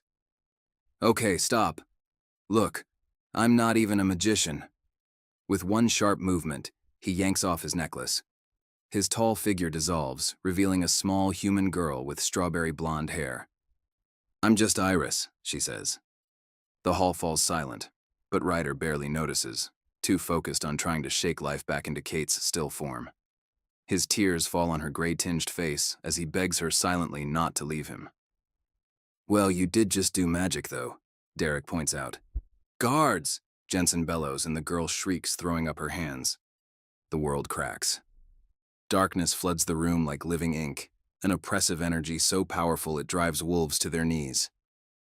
Ryder curls protectively around Kate as the very air seems to vibrate with ancient power. He looks up, and his heart nearly stops. Where empty space had been stands a man. No. Something more than a man. Tall, lean. The thing looks like the magician from before. Only black veins crawl beneath his pale skin, and his eyes are bottomless pools of darkness. Power rolls off him in waves that make Ryder's wolf's hackle raise. "What in the world?" the being asks, his voice resonating with barely contained fury. "Is going on here?" The assembled wolves stare in frozen horror. Even Jensen seems unable to move or speak. Then, the small human girl pipes up. "What the fuck, Adrian?" Iris leaps to her feet, furious. "What are you doing here?" The being's black eyes shift to her, slowly morphing into something else, something more human with bright green irises. "What am I doing here? What are you doing here, Iris?" he asks, expression thunderous though less otherworldly. "You should be in bed." The human stamps her foot. "You were nearly catatonic earlier." "Excuse me." Jensen tries to interject. "Not now," Adrian growls. He snaps his fingers and Iris vanishes, reappearing at his side as he grabs her wrist. "Let's go," he barks. "She killed my daughter." Jensen finds his voice, grief turning to rage. Adrian's gaze fall from him to Iris again. "Did you?" he asks, sounding mildly inconvenienced by the accusation. "No," Iris shoves at his chest. "Kate's fine. She's been practicing her nightshade immunity." Her eyes find Ryder's. "Said everything you can do, she can do better." Ryder's heart leaps as he looks down at Kate. There, so faint he'd missed it in his panic, the slow but steady rise and fall of her chest. "She's still breathing," he calls out, hope surging through him. "If the nightshade hasn't killed her yet, then—" "Bring the medics." Jensen's command sets the hall into motion. "Right. Well, if that's all—" Adrian sighs heavily. "You're not thinking of teleporting us home, are you?" Iris glares up at him. "Because may I remind you—" He silences her with a hand over her mouth. She stares at him angrily, and he stares back. Then, with a sigh, he closes his eyes and slowly presses his forehead to hers. "Stop talking," he says. They vanish between one breath and the next, leaving only lingering shadows behind. Ryder doesn't wait for the chaos to settle. He gathers Kate in his arms and runs, praying to every god he knows that she'll survive, that he hasn't lost her again just when he's finally seen the truth. "Stay with me," he pleads silently. "Please, just stay with me this time." Epilogue. Kate wakes slowly, awareness returning in gentle waves. The first thing she sees is Bianca curled beside her, tear tracks still visible on her sleeping face. Relief floods Kate's chest. It worked. It's over. They're free. She touches her sister's shoulder softly. Bianca's eyes flutter open, then go wide. "Kate!" The word comes out like a prayer as she flings herself forward, wrapping Kate in a fierce embrace. Kate holds her just as tightly, dizzy with joy and relief. 6 years of fear and isolation dissolve in the warmth of her sister's arms. "I thought I'd lost you," Bianca's voice breaks. "And I thought I'd lose you." Kate presses her face into her sister's hair. "For 6 years, I thought I'd lose you." Bianca dissolves into tears, apologizing through broken sobs. "I can't believe what he did. What he made us all, how horrible it must have been for you, all alone." Kate starts to offer comfort, but then catches the haunted look in her sister's eyes. The realization hits her like a physical blow. Bianca now has to live with memories of a monster who'd used magic to manipulate her feelings, who touched her without true consent. For a moment, Kate almost wishes she hadn't exposed Silas's true nature, if only to spare her sister this pain. Don't you dare. Bianca grabs her hands, reading her expression. Don't even go there. You saved us, Kate. You were so brave. The entire pack against you, all those alphas you had to reject, and Ryder. She breaks off, jumping to her feet. You must want to see him. What about you? Kate reaches for her sister, but Bianca manages a brave smile. I'll heal. With time. She squeezes Kate's hand. And right now, you need to see Ryder. Unless you'd rather see Father, he's beside himself with worry. Kate can't help but laugh, though the sound comes out watery. Ryder, she admits, please. He enters moments later, and Kate's breath catches in her throat. After 6 years, his presence still fills the room like sunlight breaking through clouds. Ryder's shoulders are tense with obvious worry, his hazel eyes dark with relief and something else, something guarded that shouldn't be there, not now when they're finally free. But even that hesitation can't dim the simple miracle of him standing before her. This is the man she'd fought for, had endured 6 years of isolation and pain to protect. The boy who'd swallowed nightshade just to make her admit they were friends, who'd taught her to play poker and held her through thunderstorms, who'd looked at her like she hung the moon even when she was being impossible. Kate. Her name falls from his lips like a prayer. He drops to his knees beside her bed, taking her hand with such gentle reverence it brings tears to her eyes. When he presses his lips to her fingers, she feels the slight tremble in his touch. Hi. She smiles. He returns the smile, but shadows linger in his eyes. Relief is written across his beautiful features, but there's guilt shadowing his eyes, a careful distance in his stance that makes her heart ache. Even now, he's trying to protect her, from himself this time, as if she hadn't spent 6 years fighting for the chance to be with him again, as if she hadn't faced down a monster just for the hope of this moment. What's wrong? Concern creeps into her voice. What's wrong? He gives a bitter laugh. You're asking me what's wrong. You almost died. I wasn't going to die. Kate rolls her eyes. I told you, Ryder, everything you can do, I can do better. He shakes his head, but she presses on. You scared me half to death once. I figured it was only fair to return the favor. A chuckle escapes him, though tears gather in his eyes. He kisses her forehead then. Should I go get your father? He asks, and Kate nearly gapes at that. What? She stares at him, bewildered. After 6 years apart, after everything they've been through, he wants to leave? Should I fetch your father? He repeats, almost formal. Or Bianca, perhaps. Ryder. Frustration colors her tone. I'd rather just stay with you. He frowns like he doesn't think he's heard her right. Why? He asks. The question hits her like a slap. Why? Because I love... Raw anguish twists his features. Don't, he says. Do not say that you love me after I failed you so completely. After I abandoned you, when you needed me. Kate shakes her head in protest. That wasn't your... But it was. The words burst from him, thick with self-loathing. I didn't fight for you. I didn't come back for 6 years, Kate. You thought I was mated to another, she defends, and I never should have. Ryder hands clench into fists. I don't deserve you, Kate. Now you listen to me, Ryder Blackwood. She sits up straight, fury lending her strength.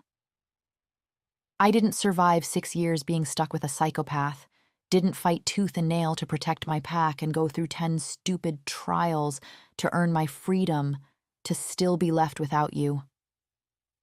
He blinks at her, looking torn. Ryder! She points to the chair beside her bed. Get your ass back here, and you're not leaving until I tell you to. Got it? Love and awe flood his expression as he obeys. Yeah, got it. Good. She grabs his collar and pulls him close. And by the way, I'm never telling you to leave, so you better get used to being here, striving for my forgiveness. Are we clear? Very clear. His voice comes out rough. I am upset that you left, she admits. I won't pretend it didn't hurt, but I lived with people under Silas's curse for years. I know how powerful it was. I know it wasn't your fault. He starts to protest, but she tightens her grip on his collar. Shut up. I love you. I waited 6 years to have you back. We wasted enough time. Now I intend to keep you. Then, for the first time, uncertainty creeps into her voice. Unless you're not interested. In which case, his kiss cuts her off, pouring 6 years of love and regret and promise into the contact. Kate melts into him, knowing they have work ahead. Years of hurt to heal, trust to rebuild. But their love is worth it. It always has been.